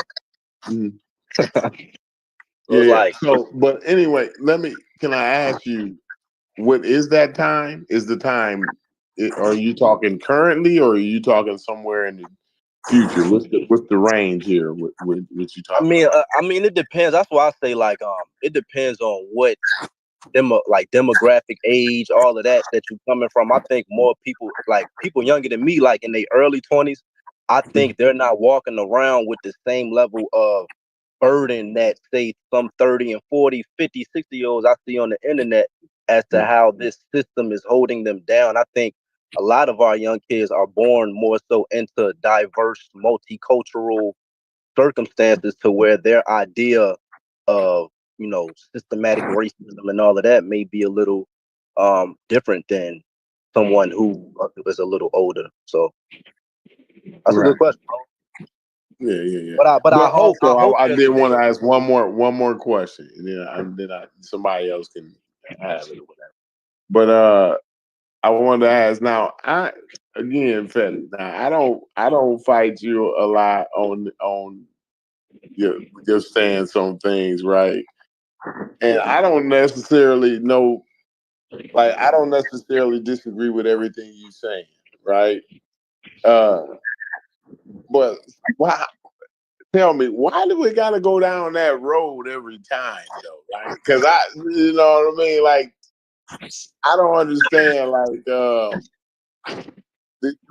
I understand like how you can probably get there, but it's like always kind of takes it down that road to where we're not being accountable as a Black community we're not holding ourselves accountable for anything. You know what I'm saying? And I just don't think that's a good narrative. Now, you could I'm just giving convince my me personal otherwise. experience in Convince these me Hey, different. otherwise. S Rush, hey, S Rush, hit the mute button, S Rush, your background. I'm saying Corey. Anytime I'm saying my experience is Somebody mute S Rush, Brad. Background. Oh, there, yeah. All right, go ahead. is like any level. Like again, like when we was first talking about these wild taboo topics, I said, boom, we can leave genetics and all that shit alone. I want to talk about aspects of Black culture that's not all good, that I can see that's detrimental, and a lot of young people pick up on things that has nothing to do, quote Oh, okay. unquote. Okay. Go ahead. That's Yeah, all yeah. I'm saying. I'm saying based off my experience in here, no matter what approach I take to hold Black people us accountable, it's like, yo, you a coon, you this, you that, you hate Black people, you a rape. It's like, bro, like, all right, bro. So you're But I okay. noticed So when you now talk about I'm other shit, understanding a little bit better. Now that's cool. So your thing is you want to identify the things that are detrimental within the Black culture. Am I yeah, on I okay? equate it to a person's personal life. Like if you Mhm, walking around not paying attention to your credit score and shit and all of that, and you mhm. blaming everything versus looking in the mirror and somewhat help expedite whatever process is going on, then I just think you bullshitting for real. Right, That's all I'm right, saying. right. And on a grander scale, give me that on a bigger scale though. You know what I'm saying? Like, Things dealing with like again a lot of topics. I see a lot of young Black people talking about Black culture and how it can be a detriment, like Black culture, whether it's just anything dealing with, yo, we got to do better. Even when you talk about these Black Egyptomaniac motherfuckers, I that shit is got you. embarrassing, bro. And it's like So again, when you critique, so okay, I got you. I'm following you, Fetty. See, I ain't mad at you, and I'm following you. When you critique Black folk, right? The pushback you get is, oh, it's because of slavery, and that's a kind of a conversation shutter down, right? You yeah, can't right, move the conversation forward because now you got to shut the fuck up because they pulled the slavery card. You know what I'm yeah, saying? Like you can't actually look into the critiquing of like maybe we need to have some accountability here or in this area or in that area, right? Uh, we can't keep blaming the slave master about this certain aspect of our culture or whatever it may be. You know what I'm saying? I right, get right. that. Not not I to get not to that. deny not to deny Mhm. it, but to act like that is the 100% cause of all of our downfalls is just a fucking lie. Absolutely. Absolutely. I ain't mad at that, Fetty. I just wanted to get a little bit of clarity on it. You know what I'm saying? And listen, I can't be mad. Now, do I agree or halfway even understand what you're talking about when you talk about the genetics and the bell curve and all? Listen, I ain't read the bell curve, so I can't give you a lot of pushback on that. You know what I And I just mean? be getting killed. And I don't even care if a person has a different opinion than me on the bell curve. But it's like, bro, it's clear that if you saying such and such said we genetically inferior and you leave it there, it's like, bro, so you playing with me now.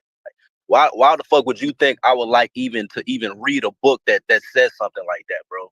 And that's what tripped me out. Like I really think So what Dr. is this Andy. saying? So what is this saying, I literally Uh-oh. Uh-oh. no, And real like here real talk though. No, real talk stuff like real talk. See what I'm saying? Real talk. You really should watch, like, no bullshit. You should watch Dr. Andy and how he broke it down. Like he literally said, like I Like showed you in Dr. Andy chapter now. 13 said. But see how come? Like again, bro, we express the same sentiment. You can act like we said something different. We said little things that was different based off the information that we read, but our same sentiments were we cannot ignore it. It's something that we need to look at, and we shouldn't be screaming the room based off fake propaganda. And he even said that he didn't come down to a single cause of if it's genetic or environmental. And that's how I know that a lot of people who have opinions on something regarding this book never read it, and they just running with headlines. Oh, he thinks Black people are genetically inferior. That's not true. This is not true. In the book, he said Black people black women and I forgot what something wrong with you, yo. Something wrong with you. All right, bro. Y'all got it, let bro. me Y'all say got it. this. Y'all got it. I'm gone. Fetty, Y'all brothers have a good one. Fetty, hold on, Fetty. See, this We can't run off. We can't no. You want to just get that shit off with no pushback. No. Listen. Hold on, 1 second. I want to say something, bro. I want to say something.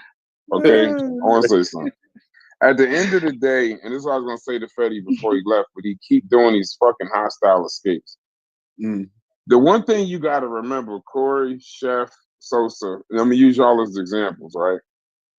When you making a claim that 98% of black people disagree with, just on its face, whether they know about it or not, well, literally, you gotta have more fortitude on your side of your claim than just having you think we just talking about 2 + 2 is 4. Like you can't just immediately get like you got to be able because my thing You gotta is have a lot of patience, bro. yeah, and this is where I your agree with patience Chef. got to be way up there. Yeah. No, but hold on. This is where I agree with Chef though.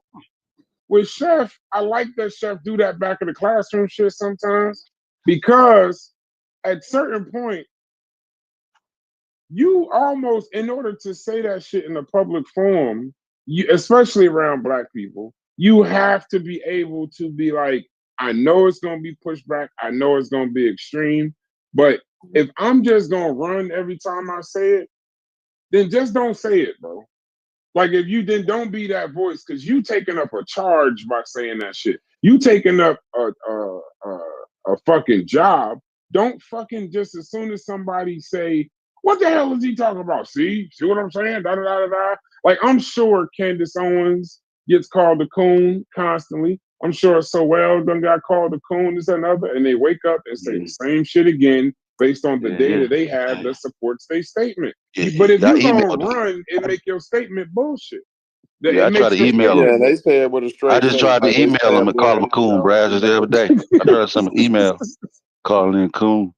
I don't know if he this got it or nigga, not. who the fuck is who is Mendinka Molly? Who is that?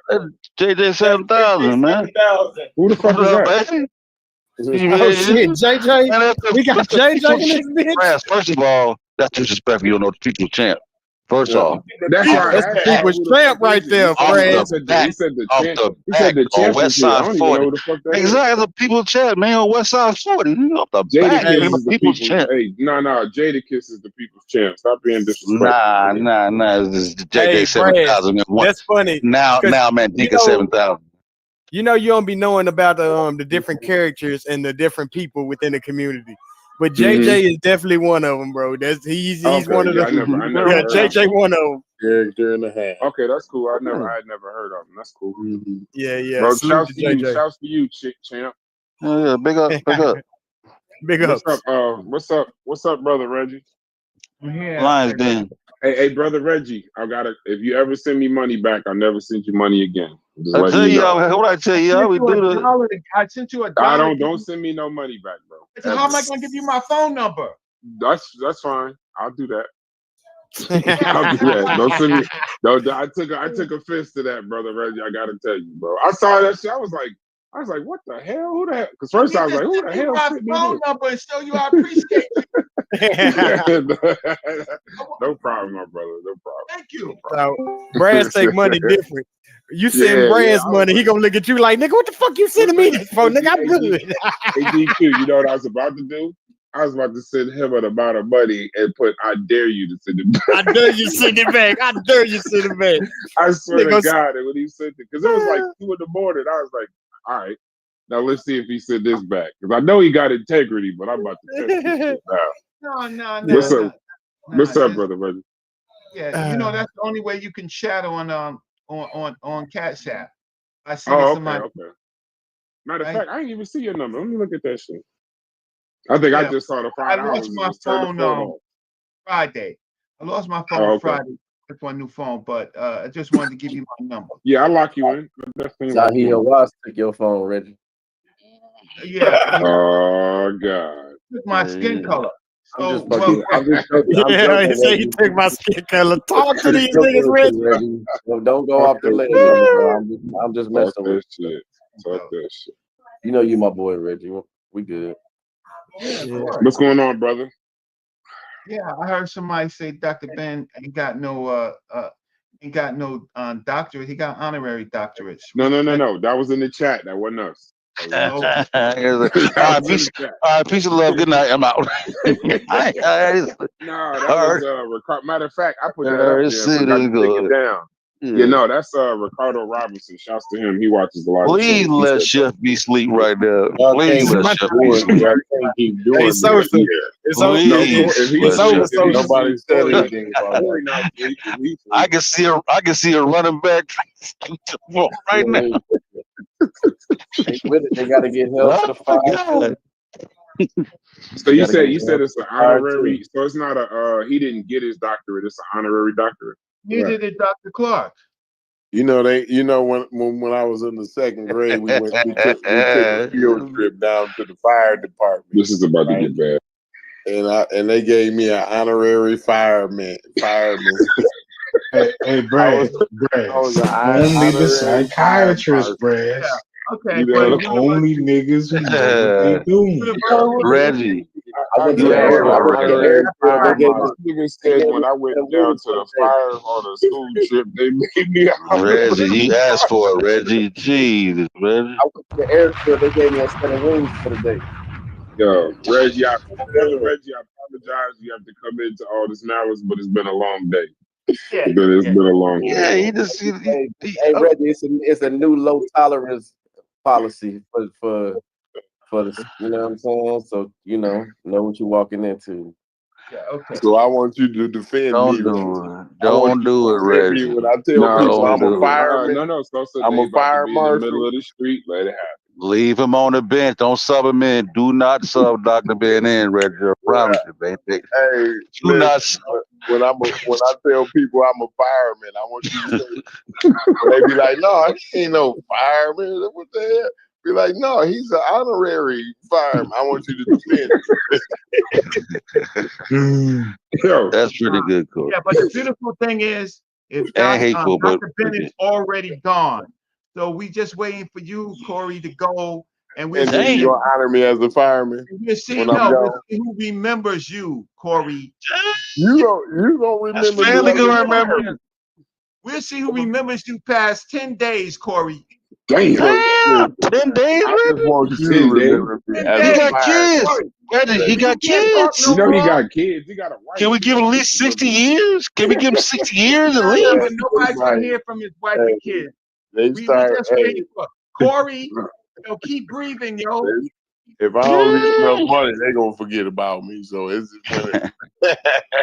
Hey, when you're doing your concrete, Corey, put concrete Corey that money. It'll be there for some time. Write your name on the concrete, Corey. You sure somebody read your name at least. Because you ain't gonna write no book. No, I ain't gonna do no book writing. I know. Everybody don't need to be writing books. Some folks don't need to be writing books, Reggie. I'm definitely not gonna do no book writing. Some people don't need to be writing books. No, you absolutely right. Including Dr. Ben. Oh God! Hey, he wrote the Black Man so of the Now. I'm gonna back him up on that. I'm on mute. He wrote the Black Man of the the chat. Hey, Sad Breeze. The chat just said Sad Breeze is about to go there with Reggie. It's a 90% chance of his talkers about this bullshit. And Shakir would be correct. Shakir talking about the other shit, but I'm just saying some shit ain't worth the pages it's written on, and the paper is printed on. It is what it is. Yeah, I'm gonna jump in the chat. I want to argue the validity of it, then go ahead. But other than that, miss me with that shit. Okay, that's fine. Write a book. You and Corey at the same time. Y'all both take the drink. See who remember you too. What's the drink? Oh, you know that drink that puts you to sleep forever? Damn. You want to Hemlock? Poison. You want to do the Jim Jones. He wants to do the Jim Jones. You want y'all to do a Jim Jones, the smoking Reggie Kool-Aid. must have had poison for 30 years in his might, goddamn community. That's terrible, Reggie. Ready to get him.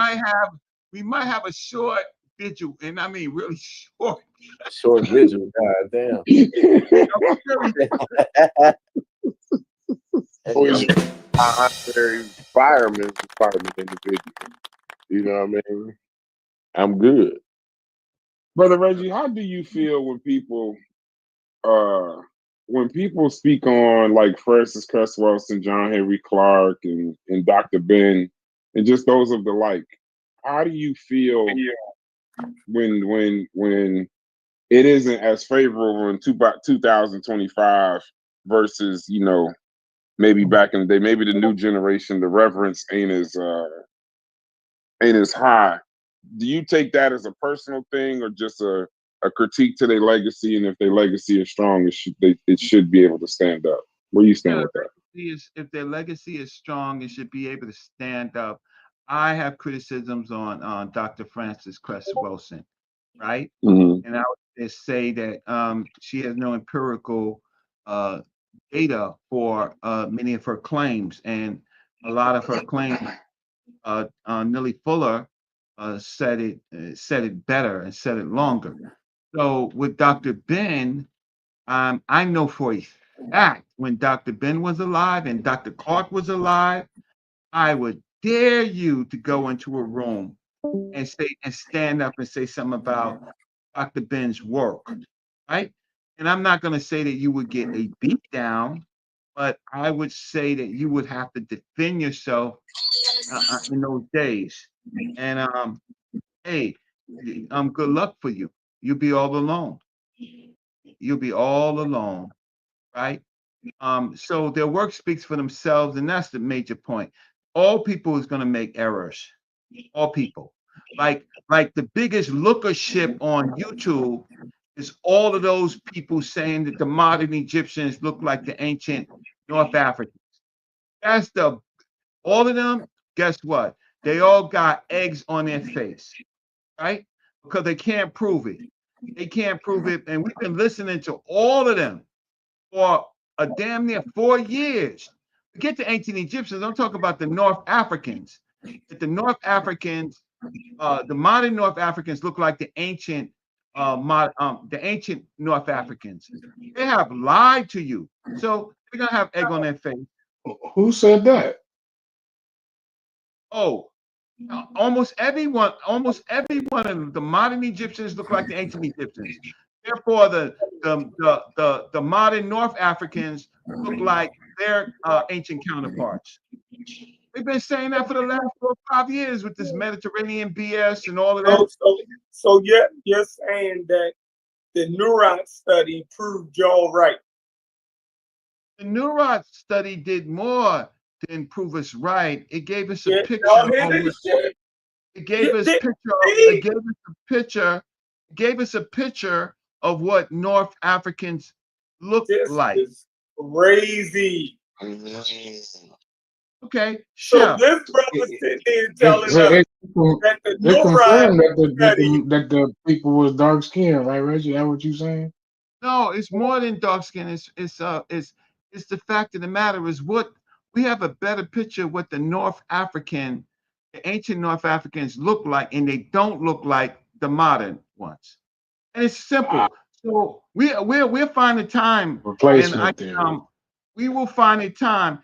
And Chef, I would like you to stick your foot out, but I don't. I think that I think you're gonna tap out in the first couple of minutes. I need somebody because I know it ain't nothing but bullshit.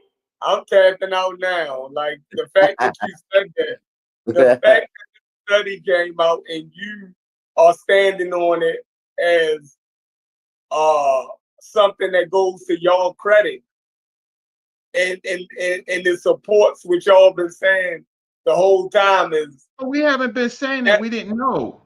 We didn't know what the North African and the ancient North Africans look like. Now we have a better picture. Now we have a better picture of what they look like. I can't argue with you if that's how. If you see that is, That's crazy. Yeah, Like, I know that. I don't know what to say. That's how you tap out, because guess what? At some point, whatever you say, You've been somebody's defeated, Chef. Yeah. He's At saying some it's in point, support of what they've been saying. at some point, Chef, So explain how then, somebody, Reggie. That you can't make that statement and not explain it. so at some How does it point, help y'all? would help. What do you mean help us? That's like screaming that it was a red car for 25 years, and then No, the study come back and say the car was blue, and you say that's what I've been saying the whole time. no. See, you misunderstood That's me. crazy. You misunderstood me. See, I'm not just talking about skin. I'm talking about clines and phenotypes. So we have a better picture of what the ancient North African looked like It based looked like on a the data. sub-Saharan African. No, absolutely not. That's what y'all was claiming at first, though. No. Right. Wait, hold up. Yeah. Y'all claim, right, was piggybacked off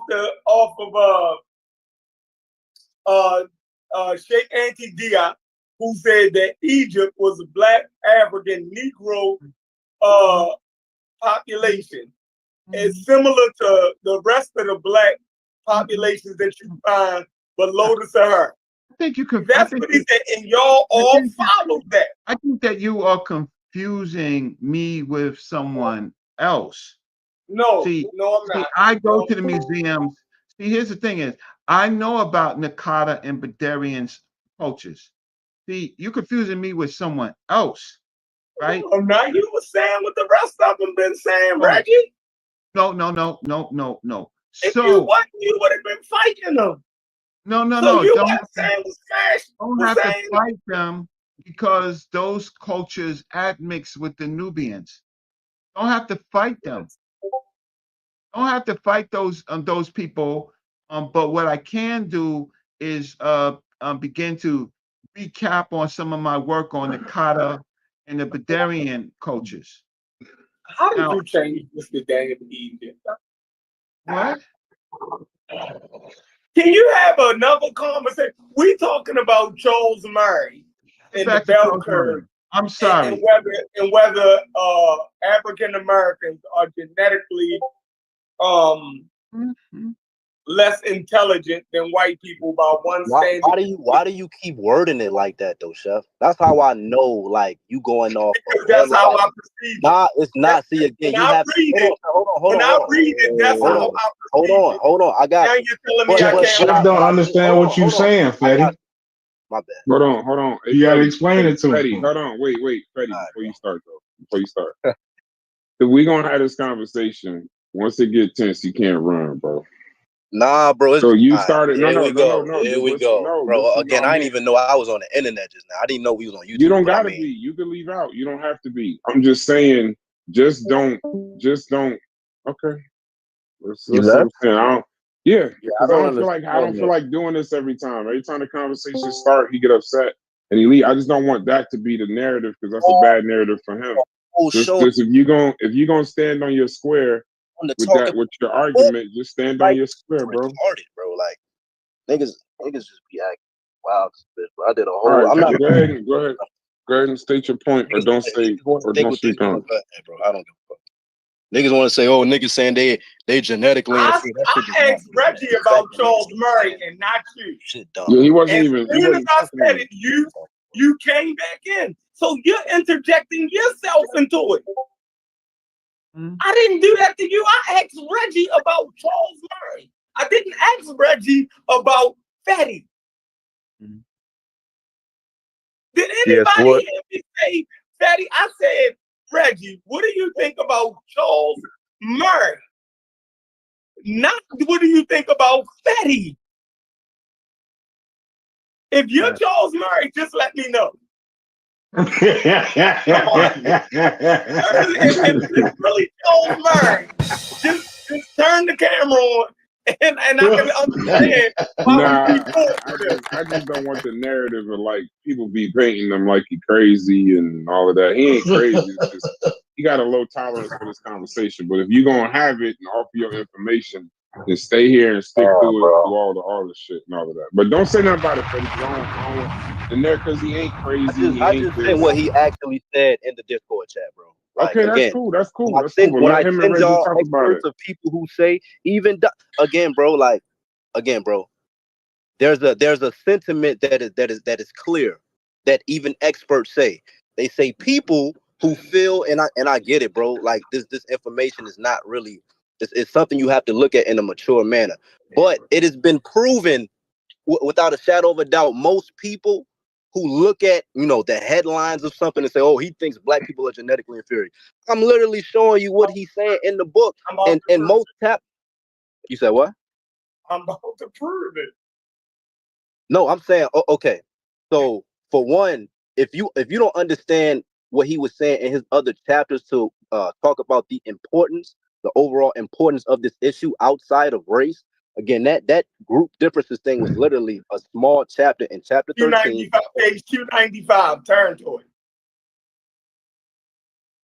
You see how niggas ain't even listening to what I'm saying. But no. No, you keep saying he didn't say it. Go to page 295. Put that in the chat. He actually says it. This is his breakdown. Okay, you see how he gotta go again. I know what you're talking about. Put that in the chat, again, Chef. Again. Can you read it out so the rest you know what y'all talking about? Read that. Chef, hold on. He didn't say that though. Look. Let him read it though. Hold on, let him read it. Yeah, let's go ahead and read it and see what he says, Fetty. Like, I mean, I won't read the book. I agree with you, Freddie, when you say that. While people won't read the book, I won't. But if he does actually say it in the book, then I'll just be glad I never read it. Person that said black people graduate from college at a higher rate. It's like, I know, but what did he say on page 295? About the genetic disparity. You're acting like he didn't propose that there was a genetic disparity. You said, look, again, if you read what he said, if you read, let's read what he said then. Hold on, bro. Why are we going through the rigmarole? Let's just read it. Hold on, bro.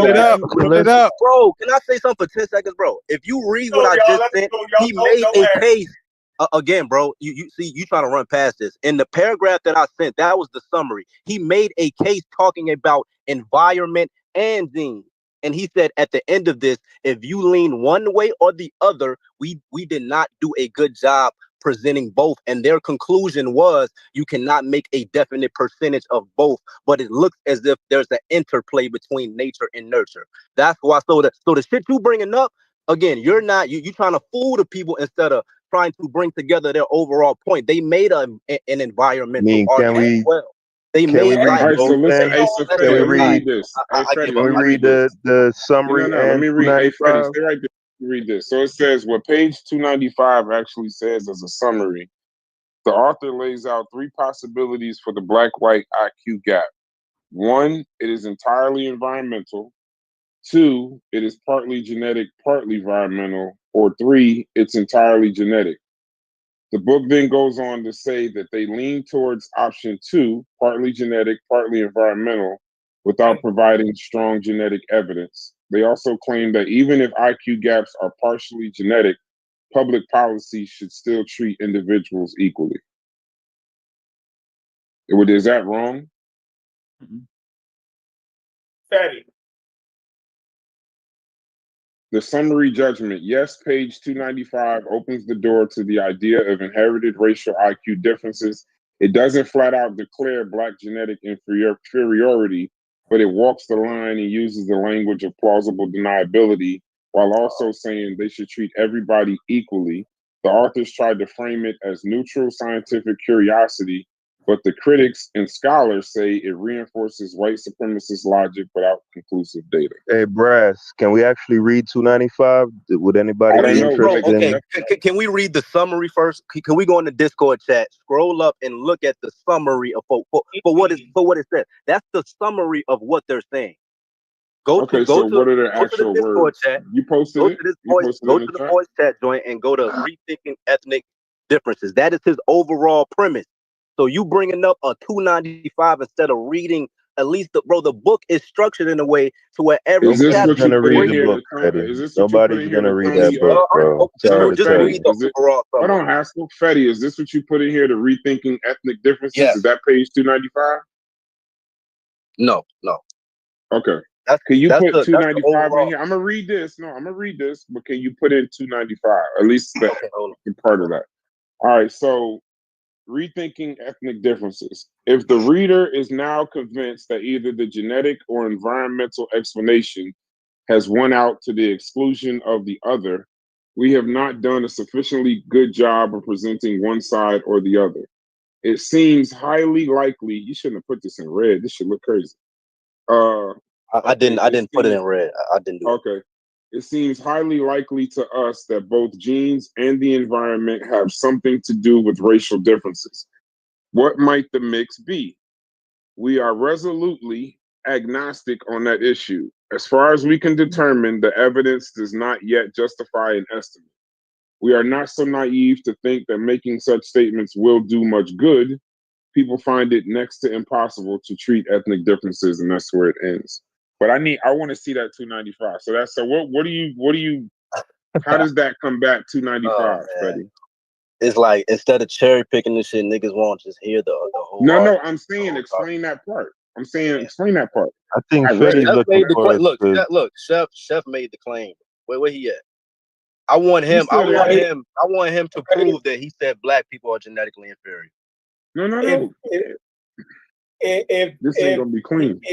If he gave the numbers, right, of 15% deviation point, and they estimated that it could be both environmental, right, and genetic, right? But they're saying that at least 45% of it is genetic. Like they're talking about on the heritability scale, bro. And in each individual outside of race, that's true. You know that, right? Like individually, if you take race out of it, IQ has like a 50% plus heritability. You didn't know that? So is they stating it or they not stating it? Bro, they're giving both sides. Again, if you're gonna talk about 295, talk about this shit when they talking about lead, give the whole story, bro. Just don't listen. We're doing a summary, right? Right. So if what is the standard deviation point? Bro, that's dealing with a bell curve and group averages, and they saying that white people have at 100 points. They have the standard deviation. Curve. What? The book is called bell curve. Do you even know what a bell curve like? Do you know what the method of a bell curve I don't. is? I'm having this conversation and I don't know. But anyway, I'm not saying that to be disrespectful. I'm really not. Anyway, what is the standard deviation point? Dealing with white people at 100 and them being at 100. That's the argument you make. I already know you don't know what you're talking about. I do. What do you mean? What do you mean? You talk about the standard deviation? I asked you a specific question, and you gave me. What do you mean, bro? That's why I asked, bro. I was about to break down a bell curve. You don't know what you're talking about. Can you let me talk, bro? You talk about standard deviations. That's what a bell. That's why I asked you. Do you know what a bell curve is? And you didn't answer the question. I was about to break down and show you it's dealing with distribution and a mean and how things overlap. All right, bro. When I asked you what's the standard deviation, I asked you what the bell curve is for a reason because I know the argument you're trying to make with the standard deviation thing. That's why I'm asking you. Do you know the measurements of what a bell like? Do you know all? I don't want to go back. I don't want to go back. See, that's crazy, bro. So you trying to find a got you moment? I'm asking you because again, I knew you were going to ask that. I'm like, well, do you know what a bell curve is? And just answer the question. Can we read 295? Mean average and shit like that. For the people who don't really care about this back and forth, can we read 295? So we could be. I forgot. Yeah, niggas ain't really trying to learn. It's just we're not. Nobody's gonna read that book, Fetty. I'm sorry to tell you, right? No one's. I mean, why though? Why though? Most of it, we don't care. Can we hear? Yeah, why we can't get to this 295 though? That's all I want to do. Can we just hear 295? I don't want to do the brother? summary. I actually agree with you on that, Fetty. I don't think a summary does it justice. So can we actually do the 295? Why we gotta ask him? Just read it. I don't have the book. I'm not reading. I don't have that book. Well, what Chef? He Chef has it. must He got put it an if you expert. saying He put read a it. one. I'm saying Chef quoted made the claim, 295. bro. Tell him he Hey, act like he Chef. had it pulled up. I'm in the Hey, car. Chef, do you got the book on your iPad, Chef? I'm just gonna be straightforward. I'm looking at the book right now. Thank you, Chef. Copy up Yeah. 290. I'm curious. I put the book in the Discord for everybody though. Go if y'all want Oh, it. okay, then yeah, I can find it. Oh then. yeah, it's in the That's book easy. I can category. All find right, it. baby. I can find it. It's in the book. I've been put That's it why in this there. nigga to go. What's the name Your of shit what's got. the title? Your shit got What's the 0 title? views. The bell curve, Charles Murray. All right, bet. I'm about to pull it up right now. But you got to go to the chapter that says niggas is stupid. I got you. Niggas is stupid chapter. I got you. There it is, bell curve. It's only 39 We megabytes. just making a joke, man. Just making. No, I got you. You know we all rocking these Charles Murray bell curve bottoms. I had asked the question to Reggie, and then Fetty jumped in. I was trying to get Reggie off of the Egyptian joint. So what do you think that Reggie about the IQ differences between white Americans and black Americans? Do you think is a genetic component to it? I don't think it's a genetic component to it. I think it's much more environmental aspect. Hey there, how are you? And it is genetic. I would have to see what they offer as far as empirical data for genetics, but I don't think that they can actually Hey Reggie, my bad to cut you off, Reggie. What they're doing, even though it's not cut, they use even though it's not a sufficient science yet, they're using things such as neuroimaging and polygenic scores.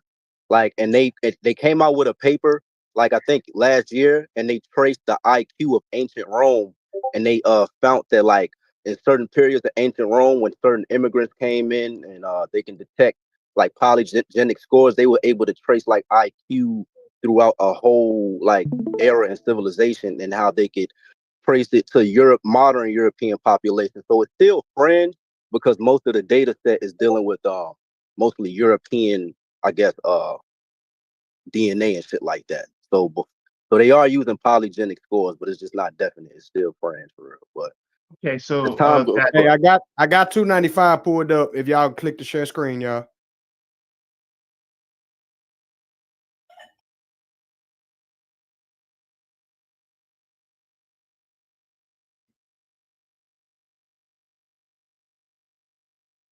Go ahead, brother Reggie. Finish. We pulling up the words. Go ahead. Yeah, I think that we are all Homo sapiens sapiens. I do think that there are some environmental things that may get into the way of cognitive and neural thinking, the changes, the imbalances. Like if you're smoking weed all day, right? That's gonna be problematic. But if it's an even playing field, I think then it's a even a playing field, and then it would have to be that now what you are exposed to and what is your socialization or the control of your socialization, and where you go to, how you are schooled and how you're trained. Um, and I think sampling black people and white people is faulty. It's faulty in itself. What type of black people? All black people, Black Americans, Africans. What groups are you or you sampling? Because it was the African American in the United States as for survival. 50 years out of slavery, we have done enormous things and created enormous inventions that so I like to listen and read what the rest of the book says. It's yeah. Scroll over to the right, DQ. Gotcha. All right, go to the genetic differences part.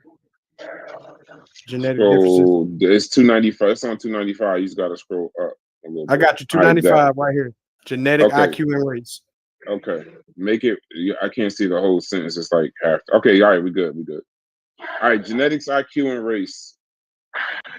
So it says somebody got mute out. This brings us to the flashpoint of intelligence as a public topic, the question of genetic differences between the races. Expert opinion, when it is expressed at all, diverges widely.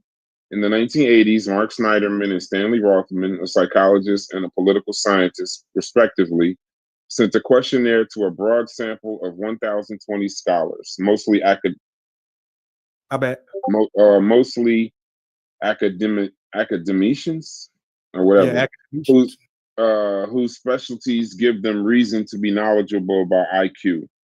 Among the other questions they asked, which of the following best characterizes your opinion of the heritability of the black-white difference in IQ? Emphasis in the questionnaire item. The answers were divided as follows. The difference is entirely due to environmental variation, 15%. The difference is entirely due to genetic variation, 1%. The difference is a product of both genetic and environmental variation, 45%. Scroll up. I want to see. So did we establish that Shep was wrong and Murray didn't say that? We're not finished. We're not done. I don't know where to start this because I can't. Right here, the data, right there. Okay. Okay, so it says the data are insufficient to support any reasonable opinion. 24%, and then 14% didn't respond. Now scroll up. The responses reveal the degree of uncertainty within the scientific community about where the truth lies. We have considered leaving the genetics issue at that on grounds that no useful purpose is served by talking about a subject that is so inflammatory, so painful, and so far from resolution. We could have cited any number of expert reassurances that genetic differences among ethnic groups are not worth worrying about. For example, a recently published textbook from which college students around the country are learning about intelligence states unequivocally that there is no convincing direct or indirect evidence in favor of a genetic hypothesis of racial differences in IQ. Stephen Jay Gould, whose mixed measure of a man who successfully cemented the received wisdom about IQ in the media, expresses this view as confidently and more eloquently. Equality of the races is not a given priority. He once wrote in his column for Natural History magazine, it is neither an ethical principle, though equal treatment may be, nor a statement about norms of social action. It just worked out that way. 100 different and plausible scenarios for human history would have yielded other results and moral dilemmas of more enormous magnitude. They just didn't happen. He goes on to make 3 arguments. First, the very concept of race is illegitimate given the extensiveness of interbreeding and the imprecise nature of most of the traits that people think as being racial. Second, the division of races is recent, occurring only in the last tens or perhaps hundreds of thousands of years, limiting the amount of time that groups of humans could have taken separate evolutionary paths. Third, developments in genetics demonstrate that the genetic differences among humans are minor. We now know that our usual metaphor of superficiality, skin deep, is literally accurate. Gould writes, he concludes, say it 5 times before breakfast tomorrow. More important, understand it as the center of a network of implication. Human equality is a contingent fact of history. Our difficulty with this position is not that Gould or others who make similar arguments is wrong. Murray. Huh? That's not Charles Murray. He was wrong, and Murray was talking about a survey, and he tried to say that black people was 45. You was wrong. You're wrong. You're wrong. What you saying, Chef? Hold on, can I ask a question real quick before Why y'all you keep go saying on? that's not Charles Murray? Why you keep saying that? You got the bump. No, that's not Charles Murray. No, you said that. You said look at 295. Hold on. I know I was wrong on that, but that's not Charles Murray. Look at 295 because this isn't. Well, it was 45%, and he was talking about a survey. That was a lie. Is this from the bell curve or the human diversity book? No, this is from the bell curve. Oh, yeah, you're right. You was wrong. This from the bell curve. The creator got you and proved that you. No, that wasn't. I'm saying, listen. I'm saying he's citing other people That's not Yeah, he's Charles citing Murray. Gould. Yeah, that's Gould. That's Stephen Gould. You didn't say that at first though, Chef. You brought up 295 I know. to say I that admit he that. said that black I people admit was that. 45. Okay, thanks. All right, we good. We good. All right, go ahead. So it just said, but go back to those percentages for a second. I want to see something. If somebody else said they had a question. Yes, go back to the or, percentages. Were those percentages of those 1,000 people who read the survey or whatnot? Correct. Yeah, All right, I just want to make sure. It was a questionnaire to a broad sample of 1,020 scholars whose specialties give them reason to be knowledgeable about IQ. And just so y'all know, this is out of 100%. Because when I'm looking at, there's only 3, but there's 2 others. So there's the 100% for y'all. The 100% is that. Hold on, this nigga Fetty is on the job. Yeah, my boy getting it in. You showing your private shit, just like okay. I don't want No, nobody you to see good. You private. good. No, I got you. All right. So it says the question is, which of the following best characterizes your opinion of the heritability of the black-white difference in IQ? This is 1,020 scholars in 1980. 15% of those scholars said the difference is entirely due to environmental variation. 1% said it's entirely due to genetic variation. I'd love to know who that is. The difference, Yeah, I want to know that. That's what. 45% say it's a product of both genetic and environmental variation. And then scroll over to 296. Yes, sir. So we got what is that? 60, that's 61% so far. 24 say the data is insufficient to support any opinion at all. That's 24%. And no response is 14%. Them niggas asleep. So in the bill, and Brad, you see why like even my bad. I thought you was done. No. Go ahead. I'm just reading. I was saying I'm the not reason why familiar I with brought it. that up is because 2024, I brought up 2024 surveys of scholars and based off the Human Genome Project, being mapped and discovered. This book came out before that, and that's why again, y'all don't have to, but Murray actually adds on to that his book Human Diversity. He talks about a lot of the new findings, which he calls the DNA revolution of polygenic scores and how social policies will have to respond to these findings. Even David Reich of Harvard says the same thing. Like as time goes on, Is we're it a going to lot? Is discover it a more lot things. to read, or is it something we can read fairly quickly? Nah, it's cool. It's formatted very well.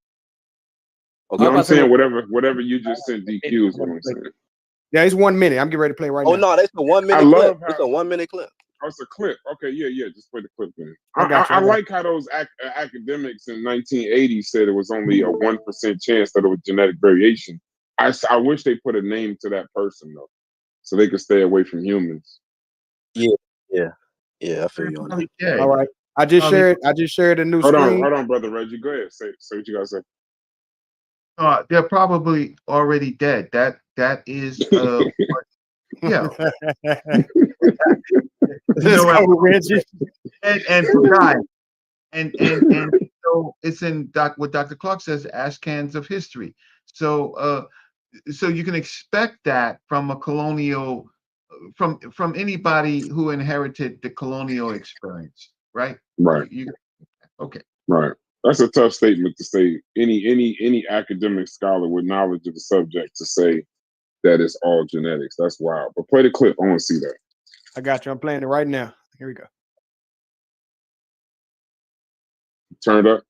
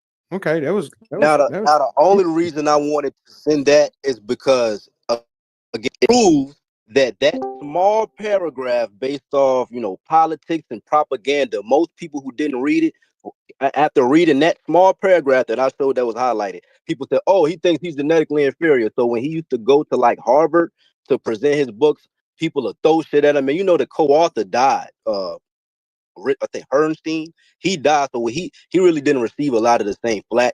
But it's like, bro, and I kind of feel bad, like, and it's like people like Sam Harris and other modern scholars defend that position of, again, you don't have to Hey, hold agree on with now. Murray, We ain't gonna but throw at least Sam understand. Harrison Hold on, on. bro, hold on. I'm just fucking I'm with you, saying we man. don't have to. DQ, put that link in the chat. They didn't see what we saw, Freddie. I'm just saying, DQ, give me that Damn. link. My Put it bad. in I the thought chat. everybody saw. I got you. No, we only saw that in the Discord, Shakir. Thanks, Shakir. They didn't see they don't know what you're Oh responding yeah, they to. got it. Go So ahead. whoever's streaming the Discord would have to share it. Yeah. I got you. I'm about to drop that in there right now for y'all. Okay. Hey, can I say something? Let Freddie finish, and then you can say it. Go ahead, Freddie. Finish up. No, I was just saying, like, it proves, like, in these conversations, I get it. Like, when you see like a headline of somebody saying like, black people are genetically inferior, you can see that and get offended. Like, but that's not what he's saying. He made disclaimers all through the book saying, yo, this should not be used to uplift racism, treat everyone individually. And he kind of feels some type of way, and a lot of other scholars try to not defend his stance, but defend the fact that people misinterpret what he's saying. And it's like, nobody is saying agree fully with Murray and what he's saying, but at least understand that this rhetoric. And he broke down a book that was very like, we can ingest it as lay people. It's structured very well.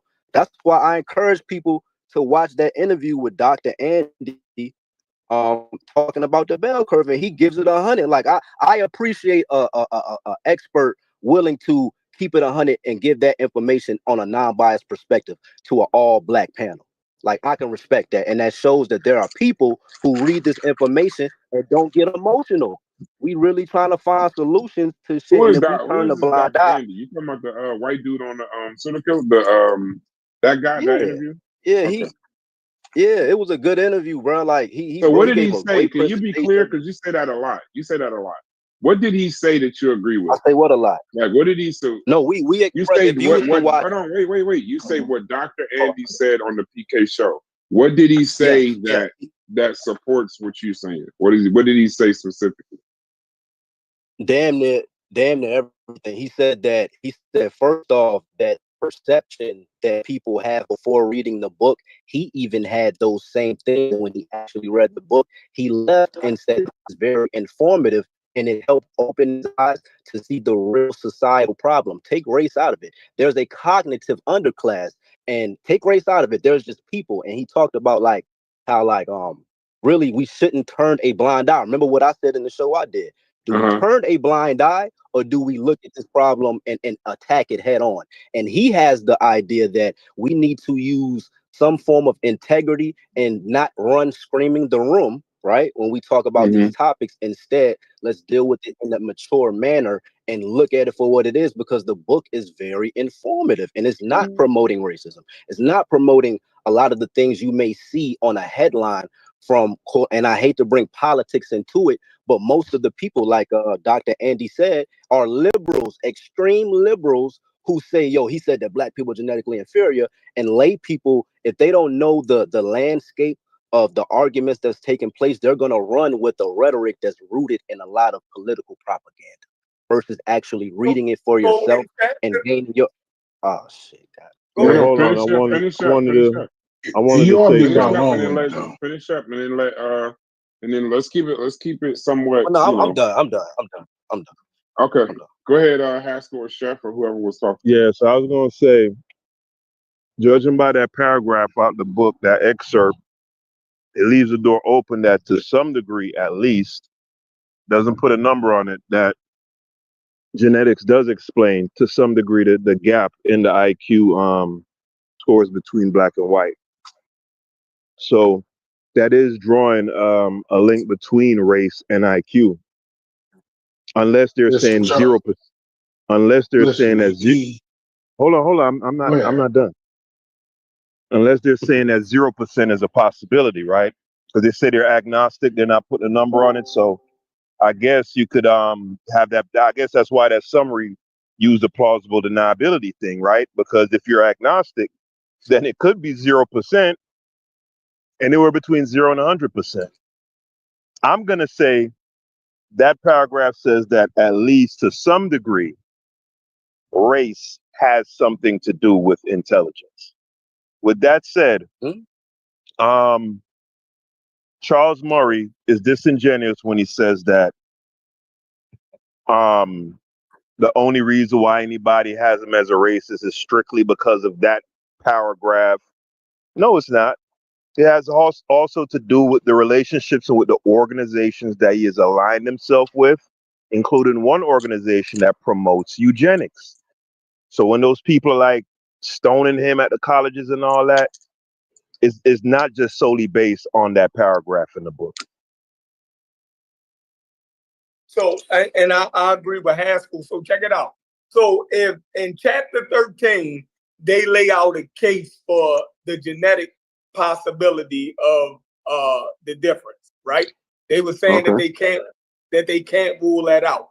Now, all of the other material supports, you know what I mean, that they use supports that it wasn't environmental and socioeconomic, right? They said that they did studies to show that they didn't account it for all of that. And there's still a difference. So Right. I agree. right. So so that's what I'm saying. How could he not be saying it? But Right? look, hey, Chef, my bad to cut you, Chef. Hold on, let him finish. I thought you was done. I thought you was done. Right? It's one thing to read a paragraph in isolation when he's been, and I'm gonna use one of Fetty's words. I mean Haskell words, dubious, right? And when he's trying to be ambiguous and not let, but if the rest of his shit is pointing, it is mitigating all of the socioeconomic factors that will be environmental, right? And he leaves the door open saying, yo, they didn't put millions of dollars into this program, right? They didn't studied it across people in African Americans in the middle class and this, that, and the third. And we didn't test it for every other variable. But the only thing that we haven't tested for properly yet is the genetic. Then it must be the genetic because we didn't account it for every other, you know what I mean, thing that could cause that we propose to cause it. So how could he not be saying that? That's my point. I got you. And I think, and look, let's stay right there. I think that thought isn't dependent or independent of Charles Murray. That's why I bring up Arthur Jensen and people who was directly responsible for seeing the results of a lot of these things, like the Head Start shit that we was talking about in previous conversations. Right now, these things are still prevalent today. This is why I bring up, certain places, firing CEOs because they seeing that the results ain't coming back and they gotta blame somebody, and they always go to environment. And I agree, it's led in the environment. I never denied the environmental aspects of it, but this is the thought that I have, Chef, and other people have. In nature, there's a feedback, and I'm not talking about intelligence, but when you talk about environment, we all talking about intelligence. No, I'm not. Again, I'm not talking about this specific when it talks about race. I'm just but talking your about analogy has to be making that case. I'm talking about race specifically. Hold on. I'm saying when you talk about environment, it's a feedback loop system between things. It's not something that's distinct between one another. It's a feedback loop system. Like, for example, and again, I'm not talking about intelligence. If you're born, Yo, you in the matrix, you probably bro. got anxiety. Shit. Can you hear me now? Yeah.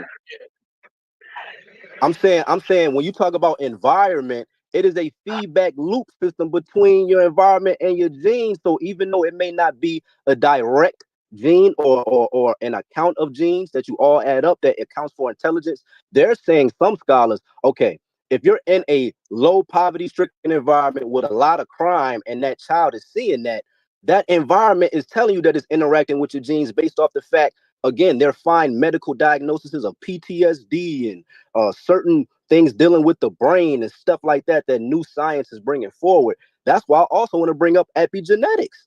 Like the convo can be so endless in a real non-racist way when talking about our circumstance. You can't be talking about racism and systematic oppression we've been under for 300 years and act like it may not have zero biological effect, devoid of intelligence. I'm just talking about whether dealing with PTSD, stress, and just simple shit that can affect you on a biological level.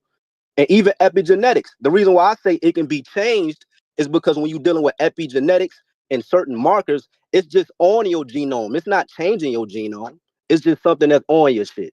That's how they kind of break it down. Through epigenetic markers, the inherited children pick up shit that the parents or grandparents went through. Again, that's kind of a fringe or new discoveries based off that as well. But new tools are coming out, bro. Again, Bianca Jones Marlin, she's a black woman, and she was on Star Talk with Neil deGrasse Tyson, and she's talking about epigenetics and shit like that. So it's endless of the conversations, the good conversations we can have.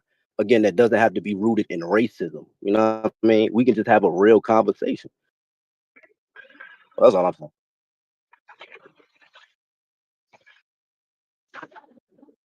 So do his argument that he lays out, in his argument, does it lead to the genetic, that there is a genetic disparity?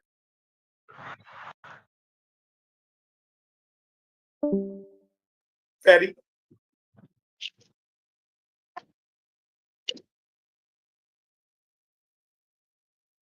Hello?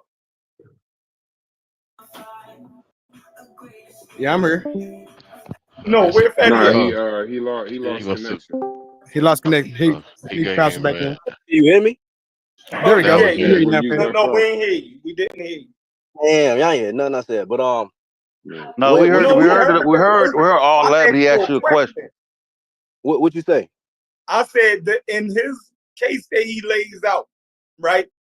Does he lay out the case for genetic disparity in IQ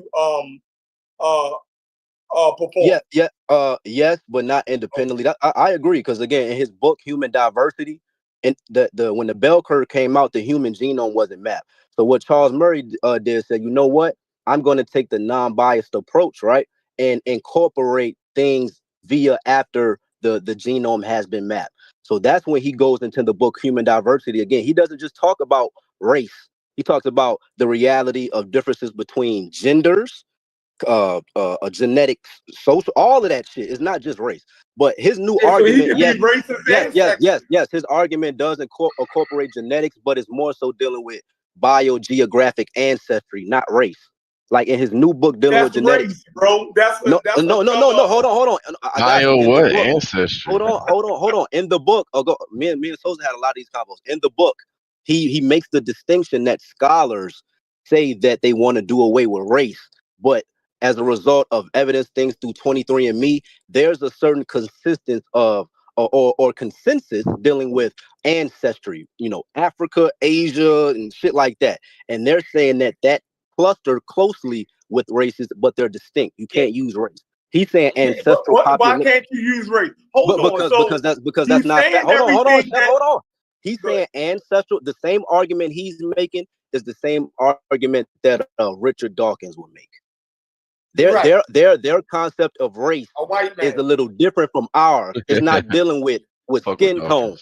It's not dealing with skin tone. It's dealing with clusters.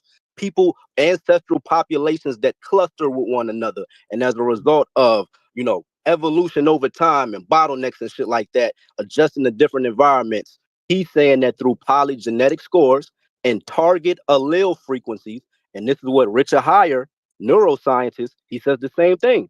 I advise y'all to listen to him too. He gives a lot of good information. So they all point and he said he again it's still fringe. It's still fringe, but so they're all pointing. They're all pointing to people of certain ancestry. I got you. Right? Certain. Oh, let me say it like biogeographic biogeographical ancestry. Right? They are they have an IQ disparity with other groups in certain what? Say it again. But through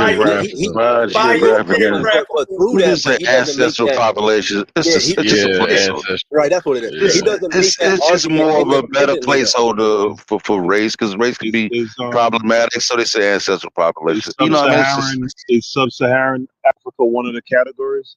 Is that those Yeah. one of the? I mean, it would be a region. It would be that's biogeographical. Yes. That would fit in there. Because it talks No, I about mean, K as far as ancestors. You know how when I like asked, I hold on, mean, Haskell.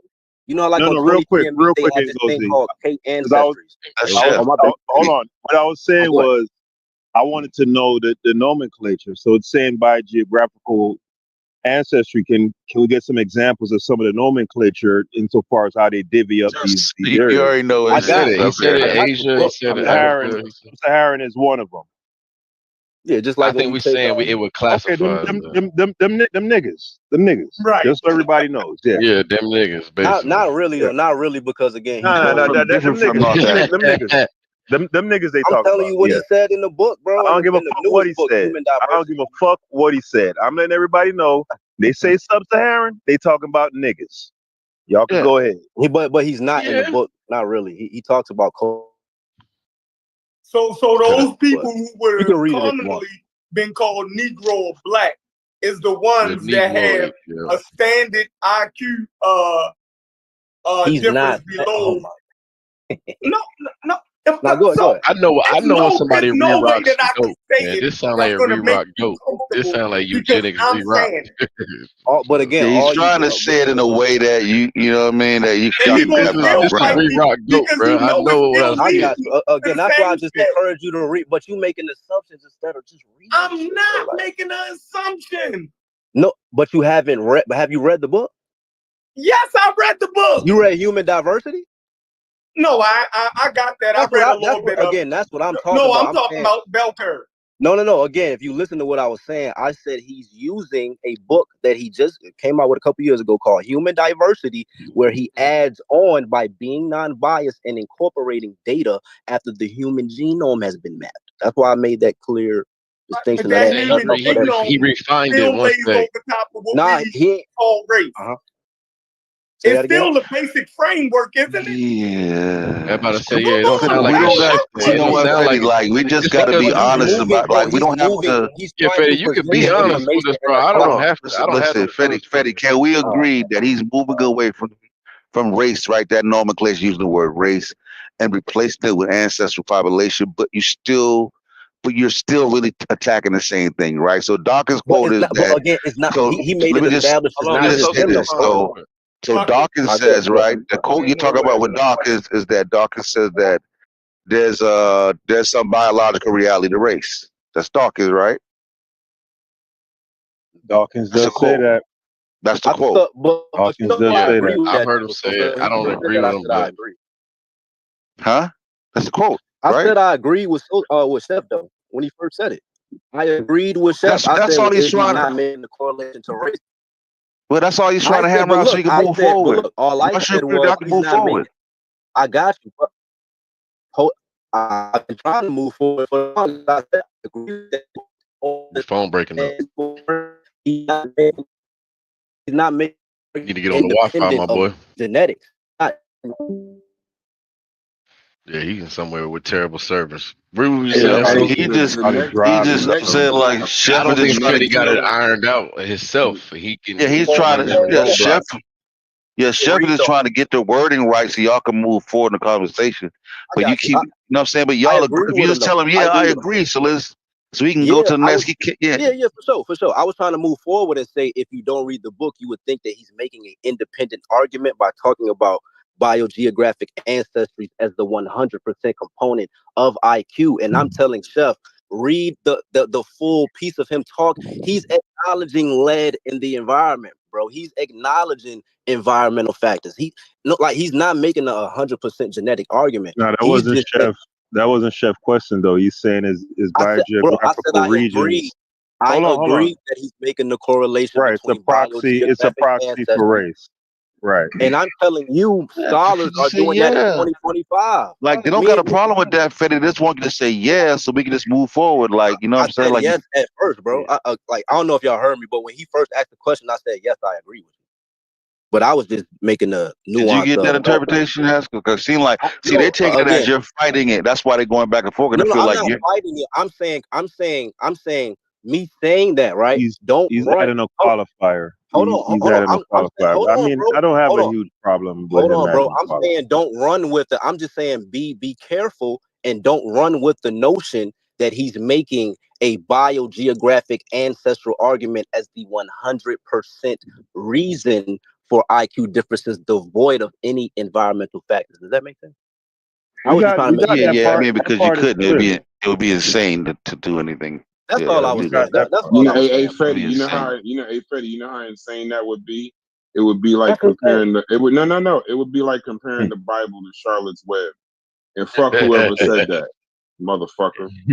Right, but Yeah, whoever said right, 100% right, right, right, right. genetically, You know, it yeah, could be. Hey, but hey, listen. But one is arguing that the primary driver is genetics. Can we agree?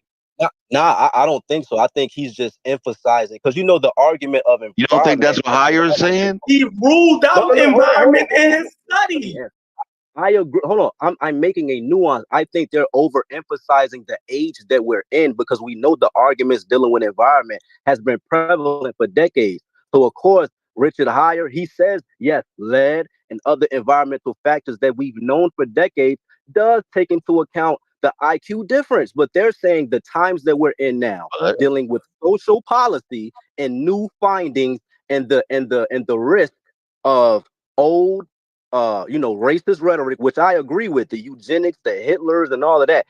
Scholars like Richard Heyer, even Catherine Page Hardin, who disagrees with Murray.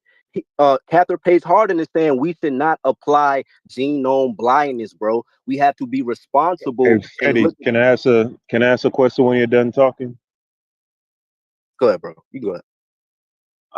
So what I want to ask is, I know for you, you believe wholeheartedly that this has some utility insofar as improving the collective condition of I guess for lack of a better Not the word, not black the not the people. causation argument, but the fact that IQ has a high predictor for things we deem important, and the fact that society has become a more complex. A lot of people devoid of race, all races included, all races got low IQ people.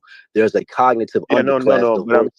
Yep. I'm saying The you're of the causation, opinion no, that I don't want to argue about the causation, no, but no, the I didn't say results. anything. I didn't say anything about causation. I got you. I'm My bad. Go asking ahead. you, yeah, I'm asking you specifically about the utility of this information.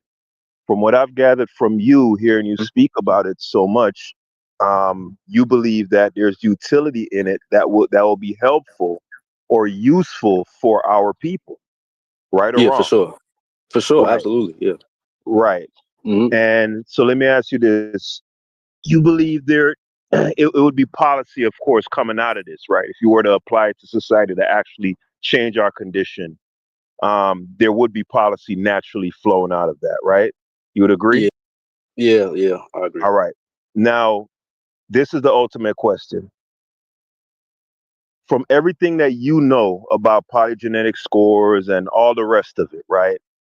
And how you, Fetty, from your perspective, sees its utility in terms of helping our people, would you say that how how you see its utility in terms of policy, etc., is how Charles Murray and Heyer and if not, what are their positions on policy wise how to use and implement this information in a real way? Do you guys line up Yes, or yes. are you We disparate? all we all line up because their main sentiment is that policymakers should not use group data to return to the rhetoric of group differences, but we need to return to individualism, meaning like again, based off politics. Their whole thing is that they're afraid that we're in a time to where politics such as rhetoric, like No, but everyone I'm saying create. let's say Oh, it's a I'm perfect sorry. Go world. Real quick, let's say ahead. it's a perfect world. All the obstacles are removed. All the liberals have been killed off. You Mhm, know, you've made, I guess, some genetic weapon for the liberals mhm, and you wiped them out, right? mhm, You guys got full run of the board.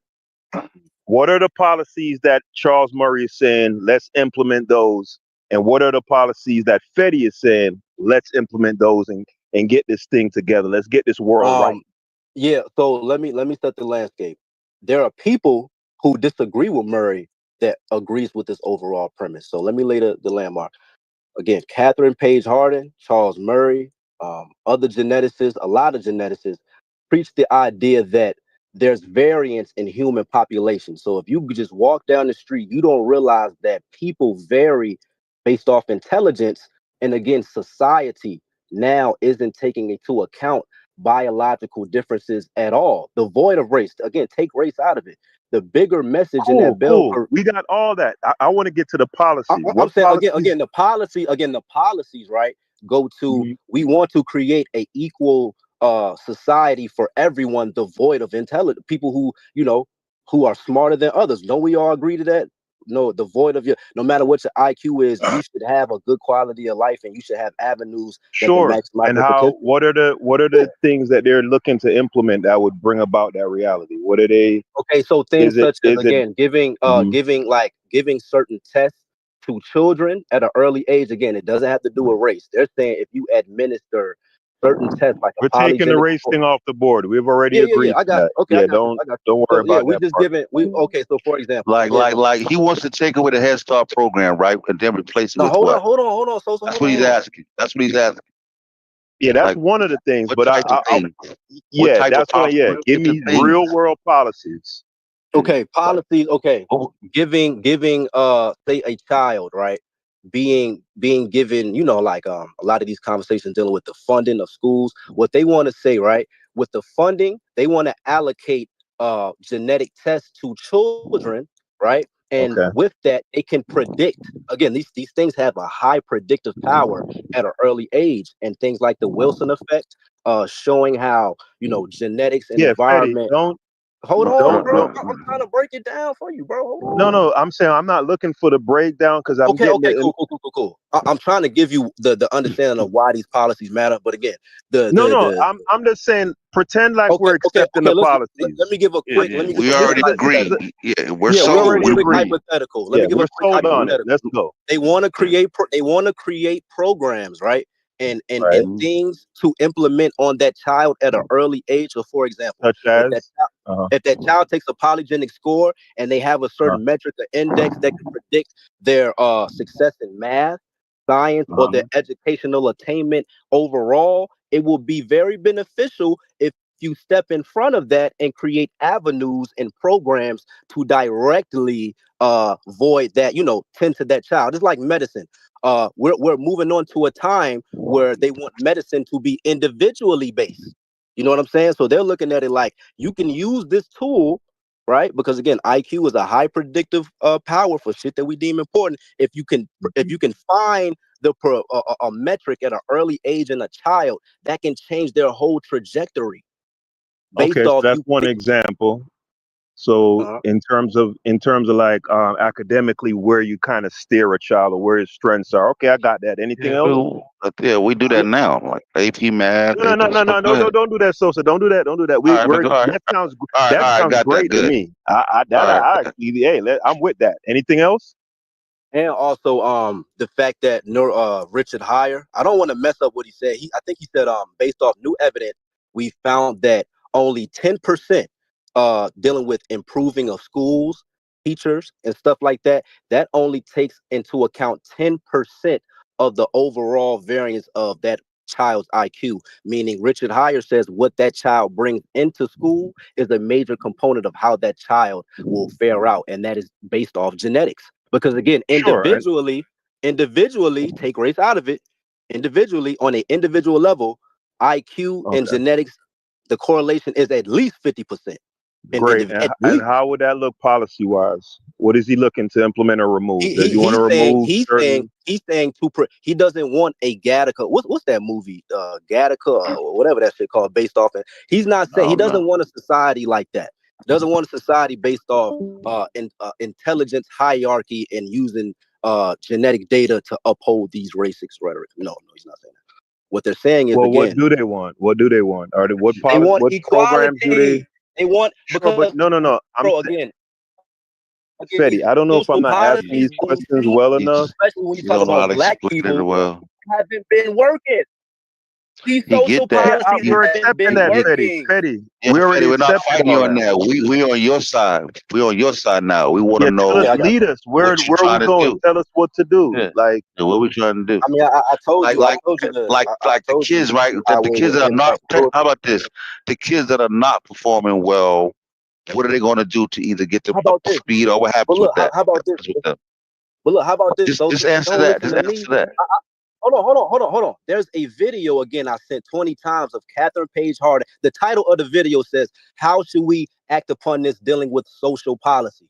And she breaks everything down. Yeah, So we're don't listen asking to you me. to just. We're asking you to break it down for I us, bro. literally reiterated everything she said. Little do you know, I do they reiterated everything promote? she Do said. they promote any sort of control in terms of reproduction, in terms of who should No, mate or anything along those no, lines? hell no, no, they don't.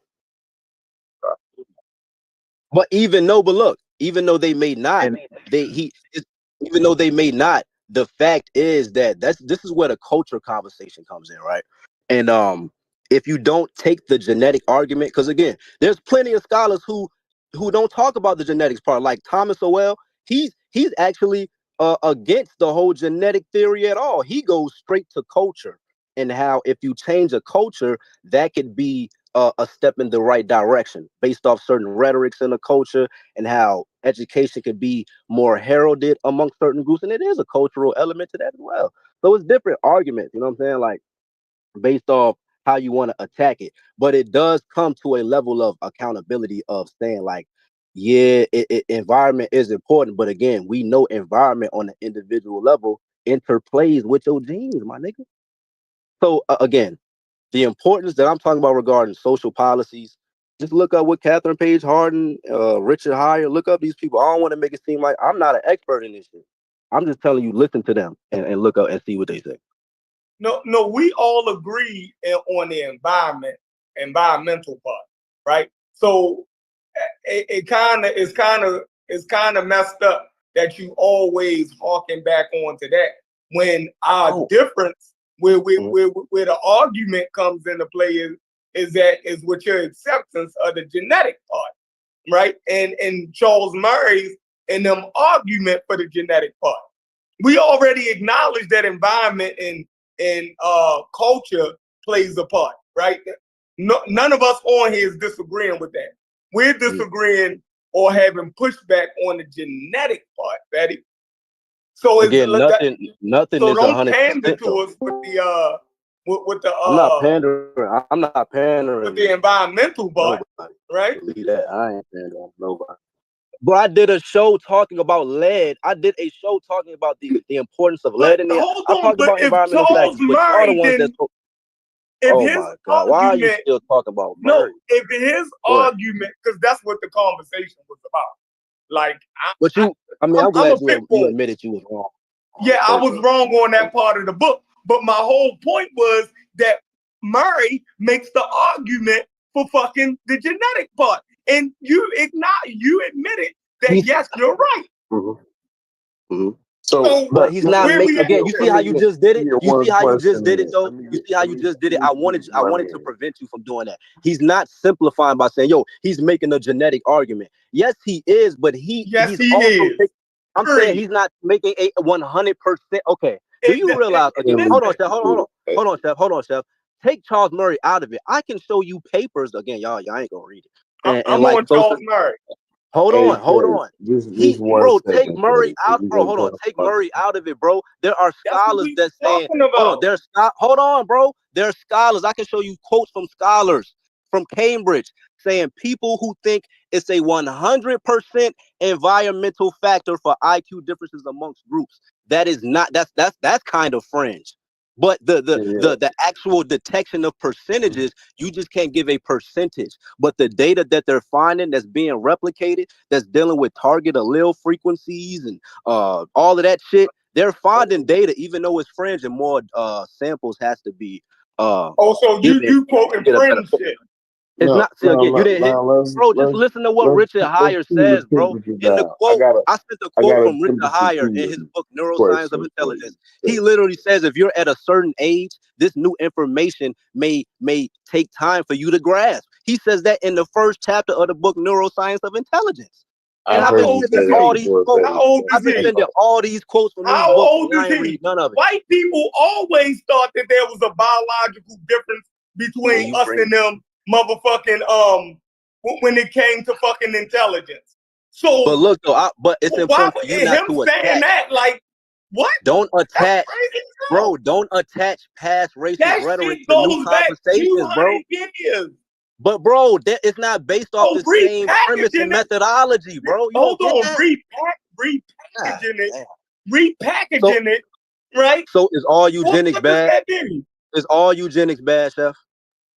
What are you talking about eugenics? No, the reason why, hold on, the reason why is because that is something like the fact that Hitler used it in an irresponsible way. It's like a lot. Hold on, bro. Let me finish, bro. You don't even let me make a connection. Damn, just listen, bro. I'm saying a lot of these taboo topics, just because a person may use it in an irresponsible way, like scientific racism. Man, y'all have a good day. I got a question though, Fetty. The reason why I said that is because you talking about. Microphone cool with temperature down. But this is a very emotional topic, you know. Let's cool the temperature down. I got a question though. That nigga sound like a Nazi. That shit was fucked up before Hitler was even touching that shit. That shit based on scientific racism. But I got a question. I got a question. So Fetty, like, okay. But he left. He left right now. He pissed off. Did he leave? Damn, man. I had a question, man. Like, man, god damn, Fetty. Yeah, that's fucking man. Why do you always run? He say the most inflammatory shit and then get out of here. Like, it's crazy. It's like he struggled to explain it well. What was the solution though? Like when Haskell, that's what Haskell was trying to get him to, but he don't know how to explain it very well. Like he struggled explaining like it. the Like genetic part, like even if we accept everything he's saying about the genetic part, like okay, so now that we know it's not 100% environmental, fine, whatever. I don't even care what the percentage is. Like, what do we do about the genetic part? You know what I mean? Like that's listen. Kind of what I want. Fred Wells say, like, listen. Okay, let's say it's true. Everything you got is true. Now that you have the information, what are you gonna use it for? What are you gonna do with it?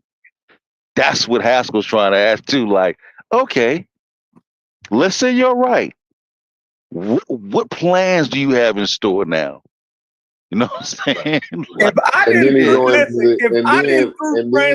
he'll start going into some Hold on, hey Corey, check this out. If we didn't threw Francis Cress Wells in under the fucking bus, you think I'm about to not give Charles Murray the fucking boot? Like what? So what metric is we playing? So now let's just prop back up Francis Cress Wells. If you can make racist statements about one group, you know what I mean, biologically, then she get to be in the game too. Like, what are we doing? Y'all really think that shit sound that good that y'all gonna rock with that shit? What the fuck is that? We didn't kick Francis Cress Wells in our ass for the last 4 days. And now we gonna sit here and play with Charles Murray and them? Yeah, y'all niggas crazy. I wanted to see how well he do explain it. That's why I was like, but he was having trouble really getting it out. Like, because I want to be like, all right, listen. Qualified. He's not qualified to answer the question that Haskell's asking. He's not qualified to do it. I just wanted to see like what was his you plan. Should at least know what they're saying. You know what I'm saying? Like, he's not qualified. Yes, he knows what they're saying, but he is not. That's why he keeps going. And this is in like respect to him. He keeps naming what the experts are saying, but y'all keep asking the youngest person in the room how he would help humanity if genetics is the issue. No. He's saying like, no. He want to know what are they saying. He was like trying to tell you what they were saying. Y'all kept asking bro. him, what would he nah, do? he couldn't. No, he couldn't explain it. We were saying that's why I asked him. Simplified it. We agree with everything you're saying. We're not fighting you now. Mm-hmm. What are they saying that they're going to do? How No, are they going to use that? And you talked a little bit about identifying people of high IQ, right, and putting them, separating them, blah blah blah. Okay, cool. What else? What but else are they saying? That lady Harding that he was trying to put y'all to, that lady Harding I know. I actually have a did. book. Yeah, she did. She did. He wasn't. He was telling the truth with that. He did say that on the show. Well, can I Yeah, add and then something? and then and Yeah, Go then she ahead. he Go should ahead, be able brother. to informally articulate it admitted though. She You don't should be agree able to with your articulate. Yeah, she don't. She Not don't saying use race. she She agree uses with just. something else. She don't agree. Yeah, I'm not saying she agree with y'all. yeah. Go ahead, brother Reggie. Okay, well, thank you. All right. So the issue is it's loaded because in America you might seem to be testing white versus black, but throughout the rest of the countries, especially when there's places that are more homogeneous, they are in fact doing this. It's just not based on race. So this genome-wide kind of testing for intelligence is definitely in United Kingdom and Europe. Is definitely in Asia, particularly China, right? And then there are other countries Yeah, that lots of other countries. All right. huh? Yeah, lots of other countries. Yeah. Right. So it's loaded. It seems to be loaded when it comes to white and black. But the fact of the matter is, it's a part of what other countries. The other countries are trying to be competitive, right? So they're going other directions to try to see where and what they can do. There's other things that they're working on, CRISPR-Cas9 and other type of things. So they are screening embryos for IQ, right? Um, and that is something. It just seems that we can't stomach it because how can I say because of the racism in America. But this is something that is definitely going on. So now that we know that it's definitely going on, right? And uh, and this is what scientists are doing because they want a competitive edge on humans, while humans are, how can I say, needed. Uh, uh, because with AI, artificial intelligence, less and less human intelligence is needed, right? Uh, so so but there are the search for great minds that can solve the problem that so that when AI and human intelligence merge, when they completely be merged, and that is going to be in the next 50 years or so, right? Where we are going to have how can I say we're going to be enabled. Some people are going to be enabled. These things are really going on, and but the fact of the matter is, technology is the level playing field for us now.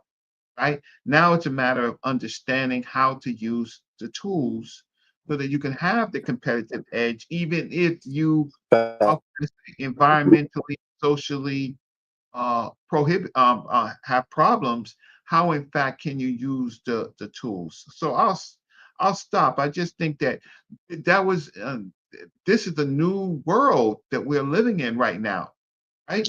And Facts.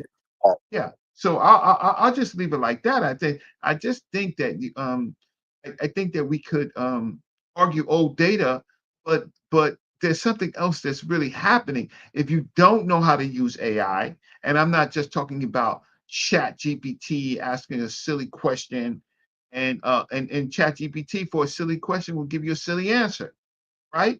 You got to be able to know how to really interact with these tools, right? And break the rules to get new rules. And they're looking for those type of people, and they are screening them. They're screening embryos, and they're selling embryos. They're selling it right Yep. now. They want smart Yep. children, right?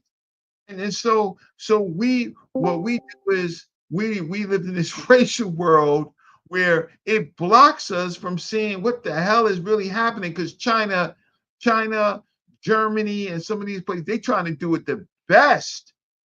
They're trying to do it the best. They are really looking for children, right, that they can use to interact with these technologies on a high level.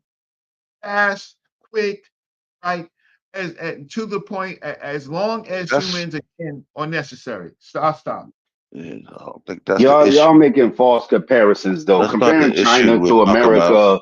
America, America and China is different in Because everybody politics, in Chinese. law, in education, all around. So that's not a And, good comparison.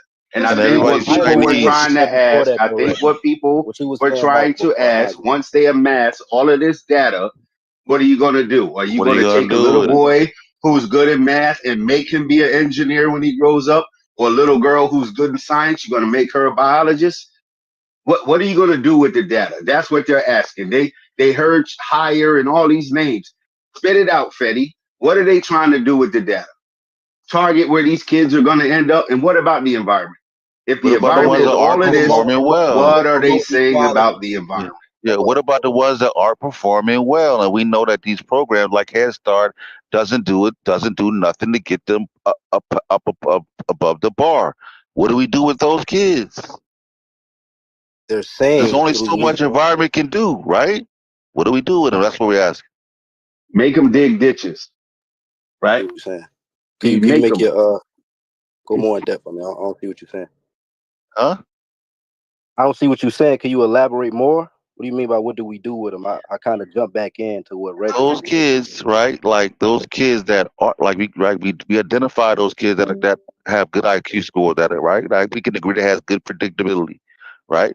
In terms of what right. And so what do we do with the ones that aren't that are below the Expendable. threshold, That's right? That are the Expendable. below whole. the That's That's the the threshold, whole. right? problem. No, that's the whole question. Hold No, that's on. the Let me get whole. it. That's. Let me let. Oh, I Expendable. thought you was done. All right. So I'm saying right. So we know that environment can only do so much, I agree, right? brother Reggie. Right? So then now we know that even the Head Start program, all these things are wastes of money. So we already gonna do away with those, right? We got and even certain things of welfare, like shit, right? Do away with those. So what are we gonna do with the bottom?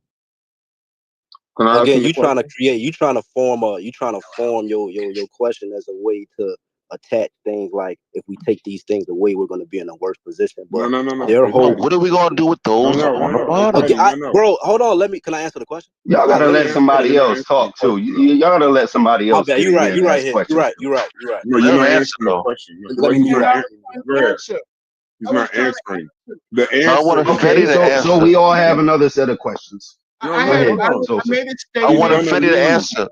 He's I want gonna a Fetty leave. to Y'all. answer. He's not. But Y'all. Yo, he You know can what? leave. Hold this is on. Hold He on. left? Hold brother on. He Hold left? on. Bro. He Hold left? on, bro. Yeah, he left. yeah, I this is keep brother telling Oh Reggie. y'all shit. something. Hold All on. right, fuck it. All right, I'm done. He don't have no children. He's the youngest person in the room. He can't answer what they're gonna do, and he can't give you his thoughts on what he's gonna do. And there's nothing wrong with that. He's not qualified to do it. That's what I was trying to say before. But what Brother Reggie yelled out is the answer, bro. They're just identifying the expendable people, bro. That's what they're gonna do with the data. The people that Well, don't, the that's people that Reggie's don't. opinion. Everybody has their Oh, own opinion, How we keep and that's should forgetting? be not able to state it.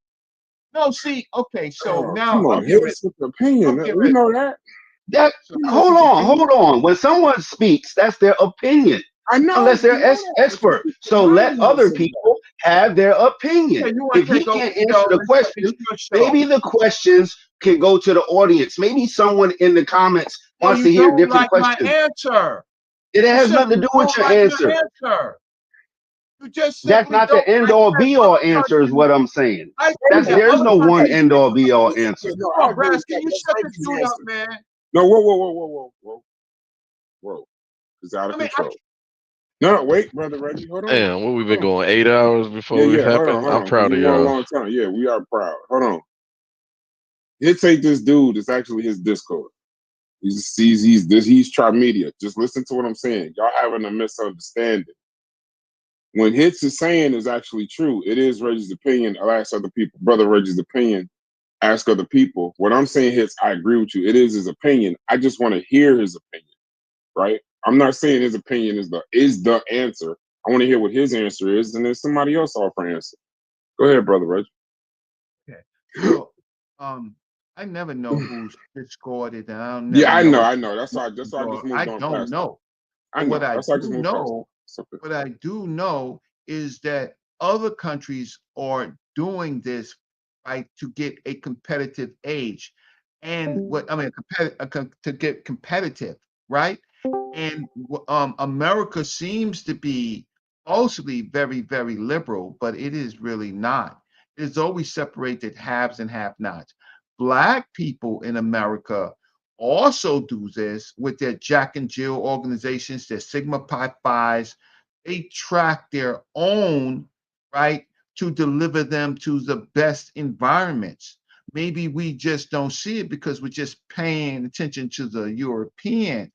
But when it comes down to a world calamity, right, and choices, unfortunately, because we live in this imaginary world where we think the sun is going to rise all the time and we're not going to get hit by a meteorite, right? There may become a time where they have to choose the ones that are going to survive for the next generation of humans in calamity. And this is already part of their warfare and their preparation. Those who do not achieve, right, they're going to be pushed along as long as, for example, the United States can afford it. That's all. That's simply it. They are part of the expendable population, and they will figure out what to do with the expendable population. China and other places, they don't go by our laws. Theirs is just much more immediate, right? Immediate. You do a crime, oh, you're not. How can I say you're not wanted? You're ostracized from society. You're shot. Yeah. Steal, you sell drugs, you're lined up and shot, and your bodies become one of these human body exhibitions that we were watching, right? These are shot prisoners. Your eyes are taken, your body parts are taken, you're no longer needed. We live in a world where we think in the United States that that is impossible. But if you're looking at the policies, it's some groups are targeted for drugs, right? Some groups are targeted for bad health care, right? Some groups, or in states, for example, like Georgia, right? States in the United States is a war zone for HIV with no help. Why? Because they've deemed them expendable. Do what you want. Come to Georgia. Freak out, right? Right. Why? Because some groups of people need that land. They need that land. And so while you're not watching, you're dying. So the fact of the matter is we live in America and we think like Americans, but I think we need to start thinking internationally and see what's going on internationally, where they are probing human embryos or probabilities of intelligence. They're doing artificial inseminations, right? And those groups of people are protected. And we know about possible cloning and things like that. They're getting to that level. And when they can clone legally, especially in the United States, you're going to see a change. Don't think though these laws don't protect us already. So you think okay, so yes, it's my opinion, but it's my informed opinion, right? And I think I do enough research to say that I am not a crackpot, right? So I'm just letting you know that when these studies came out, yes, it's loaded because it seems to be racial, but if you look past that, you'll see that other countries said, "Great, thank you very much. You just gave us some ideas on how to do it, and we're going to do it." Thanks for my time. Anybody else got an opinion on it? Yeah, I want to know where they selling crystal balls at. Where we can see the future so clearly. And also blanket statement and that people don't understand that this is not that the world shrunk after the internet. Like I think most people on the internet, no matter what age you are, understand that. People have friends in completely other countries. People work with people in other hemispheres on their computers. They do business across the globe. If a person just watches news all day, we just went through a bout of what? Whether you understand what a tariff is, you understand the price of food went up, the price of electronics went up. Oh, shipping containers ain't coming. We went through this during the pandemic. Anybody on the West Coast knew how far out in the ocean were the container ships lined up. This is not pre-internet. This is not new internet era. Even if you didn't want that information, algorithms put you in certain places just by conversation someone else may be having next to you. So I don't think that people are that ill informed or that delusional. And again, comparing us to China, Brad says this all the time. If these places are so great, whether I agree with him or not, there's planes leaving every day. And why do people still want to come here? Why are people trying to get here? Well, they won't in 10 years. It'll be so bad. People are still coming here, whether we like it, lump it or not. The questions were about the information. And if he don't know the answer, what they're going to do with it, what's the plans? Oh, and it has this predictive power. So they can predict, right, when there's going to be a natural disasters, companies merge, business goes down. They can predict that too. They can predict Billy's going to be good in math, but can they predict the environmental factors that, regardless of his fucking math or Susie's chemistry skills, she's going to be out of work, looking for a job, or she can't earn a living wage? Can it predict that? So the questions I think that were good, not that they any were bad, but what do you do with the information, and who's going to accept that? So let me read this real quick. This is what Fetty put in the chat, and I think this is a excerpt from something the hair guy wrote. So it says here, yeah, I believe so. It says here, social policy. Perhaps the most visible impact of the genomics revolution will be found in public policy analysis. This prediction obviously includes almost any issue involving education, whether pre-K, K through 12, or higher education. But it also includes welfare policy, criminality and criminal justice, foster care and adoption, marriage and family, poverty and unemployment, you name it. There's more to real. If it's about social policy, it's almost certainly about topics that genomic data will inform. So that's what I was really getting at with Fetty.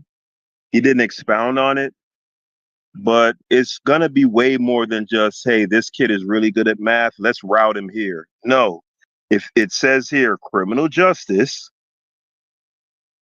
marriage and family, it's kind of vague, right? But if you're saying marriage and family, foster care and adoption, reproduction is gonna be in there somewhere. Is that a fair assumption? If you're talking marriage and family, that implies reproduction. Am I reaching here? No, I don't. Especially with I don't think you're. I think the answer why you couldn't get it, Haskell, is because the answer is actually more uncomfortable than the data. I already know. Yeah, the answer is more uncomfortable than the data is. That's the problem. But here's my thing. If you're gonna advocate for something as strongly as how Fetty seems to be advocating for this thing, there shouldn't be any part of it that you're ashamed of. You know, stand on it, or say that, okay, you buy into the apologetic scores and all of that stuff, but you diverge from these people in terms of certain ways they're looking to implement what these scores and stuff mean. You know, you could do that too. But yeah, tell us what these people, because look, I have one more thing to read real quick, right? Talking about Charles Murray. All right, so it says here, many criticisms of the bell curve, most notably Charles Lane's thorough takedown in the New York Review of Books, have pointed out that Murray's attempts to link social inequality to genes are based on the work of explicitly racist scientists. In an afterword to the book, Murray rejects the criticisms that rest on the fact that We cite 13 scholars who have received funding from the Pioneer Fund, founded and run. This is Lane, the guy who wrote a review on the book, right? So these are his allegations, by men who were Nazi sympathizers, eugenicists, and advocates of white racial superiority. Murray contends that the racist pseudoscientists he cites are some of the most respected psychologists of our time. And ain't that something? Those psychologists again. Speaking of somebody we've been beating up on for the last 4 days, right? And that the relationship between the founder of the Pioneer Fund and today's Pioneer Fund is roughly analogous to that between Henry Ford and today's Ford Foundation. In fact, the Pioneers Fund's ties to eugenics and white supremacy are not nearly as historically remote as Murray would have his readers believe. The president of the Pioneer Fund at the time the bell curve was written was Henry Weyer, who was a personal friend of the fund's founder, Wycliffe Draper, who shared his supposedly archaic views on race just 2 months after the initial publication of the bell curve. Weyer gave an interview in which he argued, among other things, that desegregation had wrecked the school system. Another of the Pioneers' Fund's board members at the time Murray was writing, John Trevor Jr., was also an officer of Coalition of Patriotic Societies, which during his membership was indicted for sedition over pro-Nazi activities and called for the release of all Nazi war criminals. So Gullah, what you were picking up on, brother, you intuitively picked up on it. There it is in plain English, why you were picking up on that. There's a study from MIT. I'll stop. I'll listen. Go ahead. Hello? Yeah, who was talking? Yeah, stupid. The question is, people asking about what's going on. While they might not using the genetics, they're using the reading scores to divide people. Because currently in America, they're building prison cells according to a third grade level achievement. If a child can't read at third grade level achievement, they put allocation in place to build more cells. So if they're doing that based upon reading scores, imagine what they do based upon intelligence and genetic. People are going to be isolated. Some people are going to get red line. Nothing wrong. The system, that's what it's going to be. You're going to pick your best and your brightest.